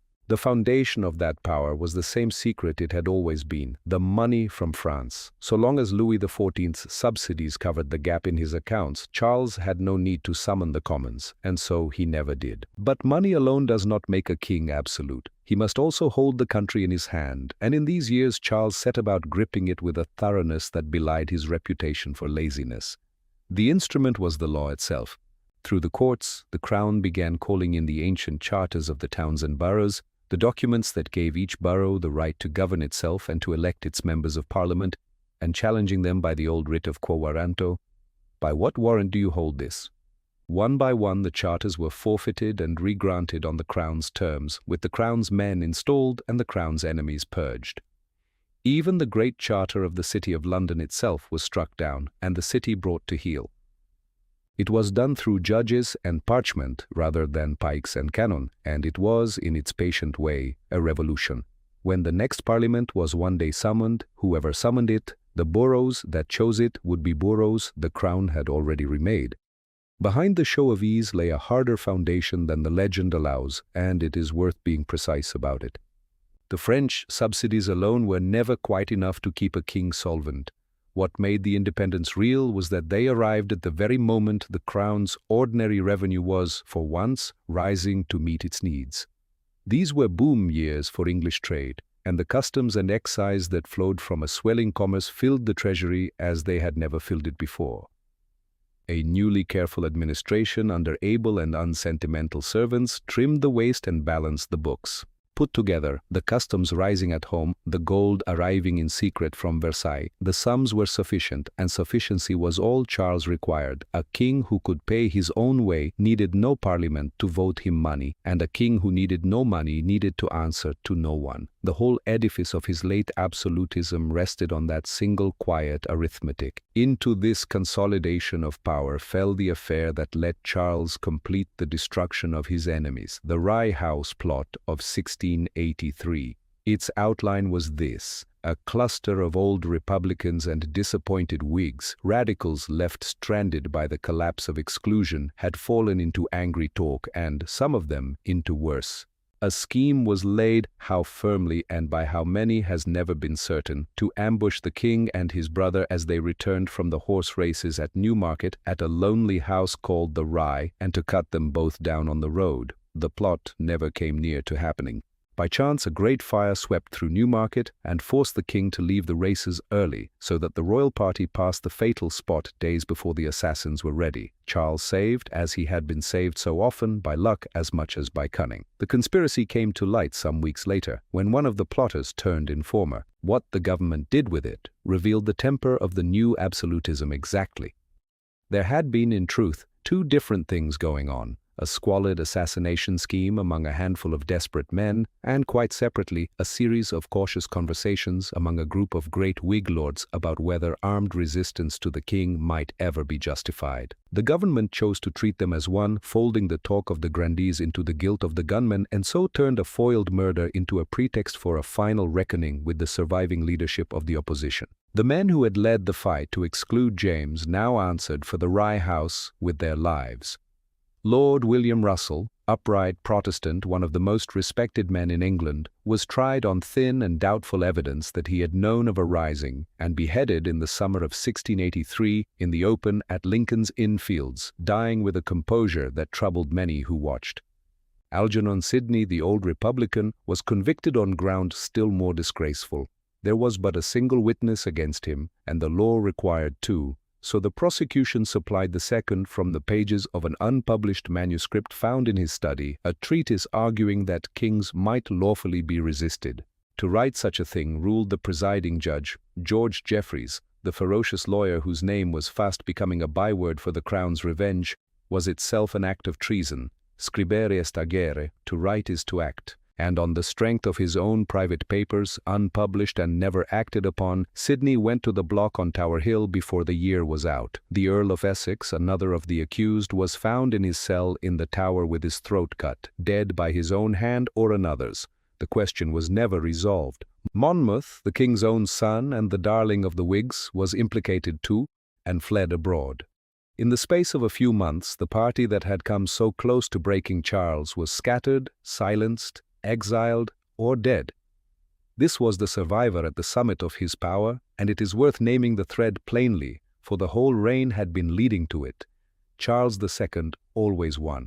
Every catastrophe that history had thrown at him, the scaffold that took his father, the years of hunted exile, the plague, the fire, the manufactured terror of the Popish plot, the parliamentary storm of exclusion, and now a plot to murder him on the Newmarket Road, every one of them had broken against his refusal to be broken and left him standing. He had outlasted, outspent, or outmaneuvered them all, and he had done it at the last with a coldness that his easy manner concealed but never quite cancelled. The same charming king who joked with the crowds in St. James's Park had let Russell and Sidney die to make his throne safe, exactly as he had let the Popish plot victims die to keep it quiet. For the astonishing thing about these years is how little the surface of the court betrayed the iron beneath it. The reign ended as it had begun, in glittering pleasure. The most famous glimpse of it we owe to the diarist John Evelyn, a sober and pious man who walked through the great gallery at Whitehall on a Sunday evening at the very close of the reign and was so appalled by what he saw that he could never forget it.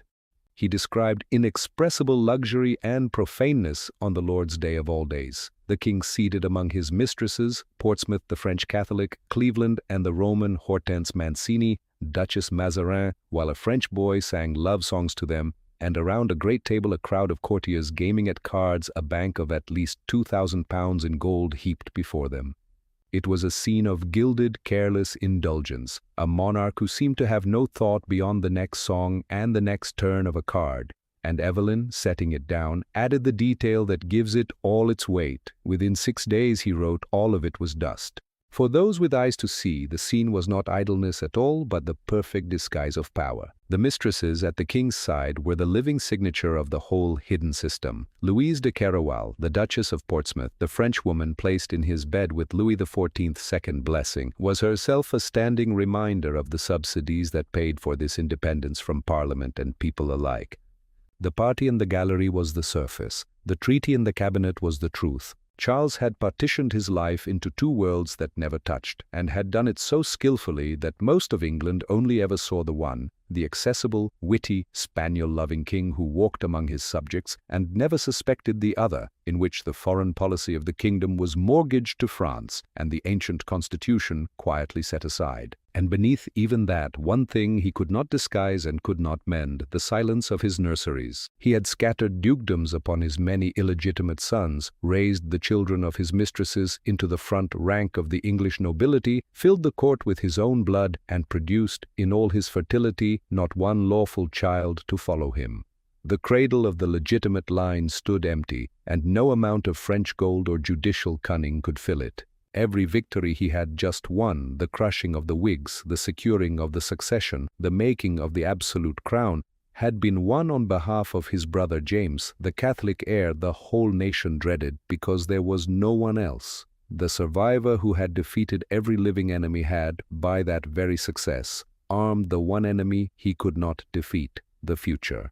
As the year 1685 opened, he was 54 and beginning at last to look his age. He had spent a lifetime holding his kingdom, his secrets, and his own composure in a single, unwavering grip, and the grip had cost him something that did not show until the very end. He had achieved the whole ambition of his exiled youth, to be master in his own house, to answer to no one, never to go upon his travels again.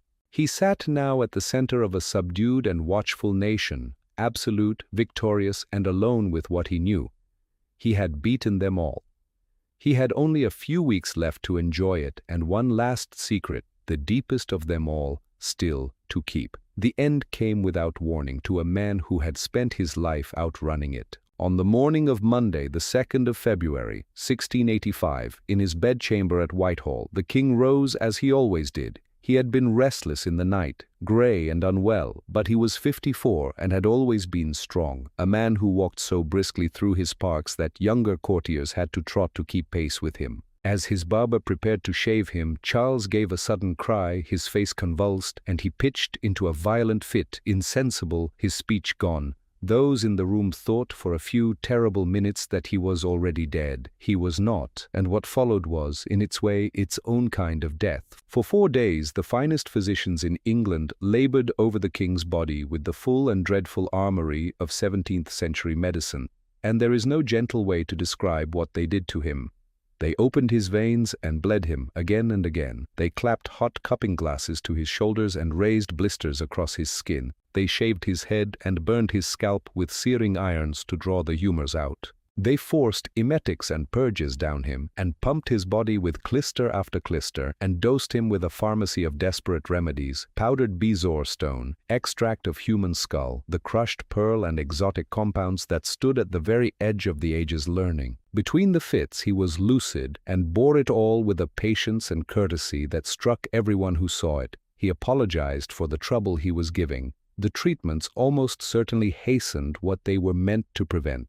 He was, in the plainest sense, tortured to death by men who loved him and were trying with all their skill to save his life.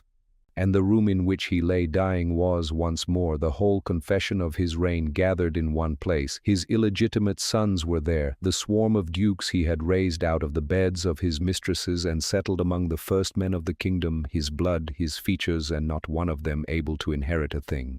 The mistresses themselves hovered near, their long reign over him ending with every labored breath. His queen was there too, Catherine of Braganza, the plain, devout, faithful woman he had married for a dowry, and wronged for 20 years and never once put away. She wept until she was overcome and had to be carried out, and from her own sickbed she sent word begging his pardon for any offense she had ever given him. The king, hearing it, is said to have answered, with the reflex of decency that ran unpredictably beneath all his cynicism, that she begged his pardon. Alas, poor woman, he begged hers with all his heart. And nowhere in that crowded chamber, nowhere in all his 3 kingdoms, was there a single lawful child of his body to stand at the bedside and be told he would be king. The most fertile monarch of the age was dying without an heir. Even now the wit did not wholly desert him. He thought, in his last clear hours, of those who had depended on him, and among them of Nell Gwyn, the sharp-tongued, warm-hearted actress the London crowds had loved and called the Protestant whore. He was said, on the testimony of Bishop Burnet, to have asked those about him not to let poor Nellie starve, commending his mistress, with almost his final strength, to the care of the brother who would succeed him. And when the long ordeal had dragged past all endurance and the watchers stood helpless around the bed, the king roused himself to apologize to them in the old manner for the inconvenience he was causing. He was sorry, he told the gentlemen attending him, for being such an unconscionable time a-dying. It was the last flicker of the charm that had disarmed a nation for a quarter of a century, a man making light of his own death to spare the feelings of the people watching it. He took his leave, in those last hours, with a composure that moved even the hardened men around the bed. He asked the forgiveness of any he had wronged. He called his illegitimate sons to him, the dukes of his own making, and blessed them one by one as they knelt at the bedside, all but Monmouth, the favourite, who was in exile and disgrace and whose name went unspoken. He commended the women who had depended on him, Portsmouth above all, and Nellie with them, to the care of his brother and successor, and through it all he was patient and courteous and unafraid, thanking those who tended him and troubling, even at the threshold of death, to spare the servants who wearied themselves over his body. Whatever the accounts leave uncertain, they agree on this. The king died, as he had lived, in perfect command of the surface, master of his own face to the very last. But the greatest of all his secrets was not yet spent, and it was reserved for the very end. Through those 4 days the bishops of the Church of England, the church of which Charles was, by his crown, the supreme governor, had crowded to his bedside, praying over him, pressing him to take the Anglican sacrament as a Protestant king should. He put them off again and again and would not take it. And then, late on the Thursday night, the last night of his life, his brother James did a thing that risked everything. He leaned close, cleared the room of all but a trusted few, and sent the Protestant clergy away. A small door was opened at the back of the chamber, and up a private stair came an old priest, brought in secret and in peril of the law, Father John Huddleston. It was a name out of the deepest past. 34 years before, after the ruin at Worcester, when Charles had been a hunted fugitive with a price on his head, it was Huddleston who had sheltered him, hidden him, and helped to pass him on toward the coast and safety. The man who had once saved the king's life had come now, it was said, to save his soul. Behind the locked doors, the King of Protestant England made his confession, was absolved, received the Catholic sacraments he had put off from his Protestant bishops, and was quietly taken into the Church of Rome. The faith he had promised in secret at Dover 15 years before, the faith his enemies had raised whole storms of terror to guard against, he embraced at the last in a hushed and shuttered room, with almost no one to witness it. It was the final payment on the oldest of his hidden debts. He lingered through the Thursday night in great pain, and on the Friday morning, the 6th of February, 1685, a little before noon, Charles II died. He was 54 years old. He had come to the throne through one of the great reversals of English history, and he left it in his own bed, unconquered, having outlived and outfought every enemy he ever had, the executioners who took his father, the exile that nearly swallowed him, the plague, the fire, the perjuries of Titus Oates, the parliaments that tried to bind him, the assassins on the Newmarket Road. When the news reached the streets, London mourned him with a real and startled grief. They wept for the king who had walked among them, who had fought the great fire with his own hands, who had brought laughter back after the grey years. They mourned the mask, because the mask was all they had ever been shown, and it had been a genuinely lovable thing. They did not yet see the cost of it, but it came very fast. The whole point of his long defense, the money from France, the crushing of the Whigs, the innocent men left to hang, had been to preserve the succession for his brother, and now his brother had it. James II came to the throne peaceably, an openly Catholic king ruling the Protestant nation that had spent a decade in terror of exactly that. Charles's own son, Monmouth, raised a Protestant rebellion within months and was crushed and beheaded, and the hope of a Protestant heir out of the king's blood died with him on the block. And James, freed of the brother who had understood the temper of England so much better than he ever would, drove hard and fast toward the very cliff the whole exclusion crisis had been fought to avoid. A little more than 3 years after Charles was laid in his grave, England invited his Protestant son-in-law, William of Orange, to come and take the throne. James fled the country he could not hold, and in the glorious revolution of 1688 the crown passed to William and Mary, and the Stuart cause that Charles had schemed and lied and spent innocent lives to preserve was swept away almost overnight. Everything he had won for James' die, and James lost all of it in under 4 years. The one enemy the great survivor could not charm, outwit, or outlast was the empty cradle he left behind him. The Earl of Rochester, the cleverest and most savage of his courtiers, had once composed a mocking epitaph for his master while the king still lived. Here lay a great and mighty king, whose word no man relied upon, who never said a foolish thing and never did a wise one. Charles, hearing it, is supposed to have replied that it was true enough, for his words were his own, but his actions were his ministers'. It was a jest, and like most of his jests, it concealed the exact truth of him, a man who had made the world believe he was nothing but a merry, idle, spaniel-loving hedonist, while he quietly ran the most secretive and calculating reign of the century. The mask was so well made that it became the only face history chose to keep. But the man behind it was real, and this film has tried to show him whole, charming and cold, generous and ruthless, the beloved Merry Monarch and the king who took a foreign tyrant's gold, sold his country's faith in secret, and let the innocent die to keep his seat. He kept his charm to the end, and his crown, and his secrets.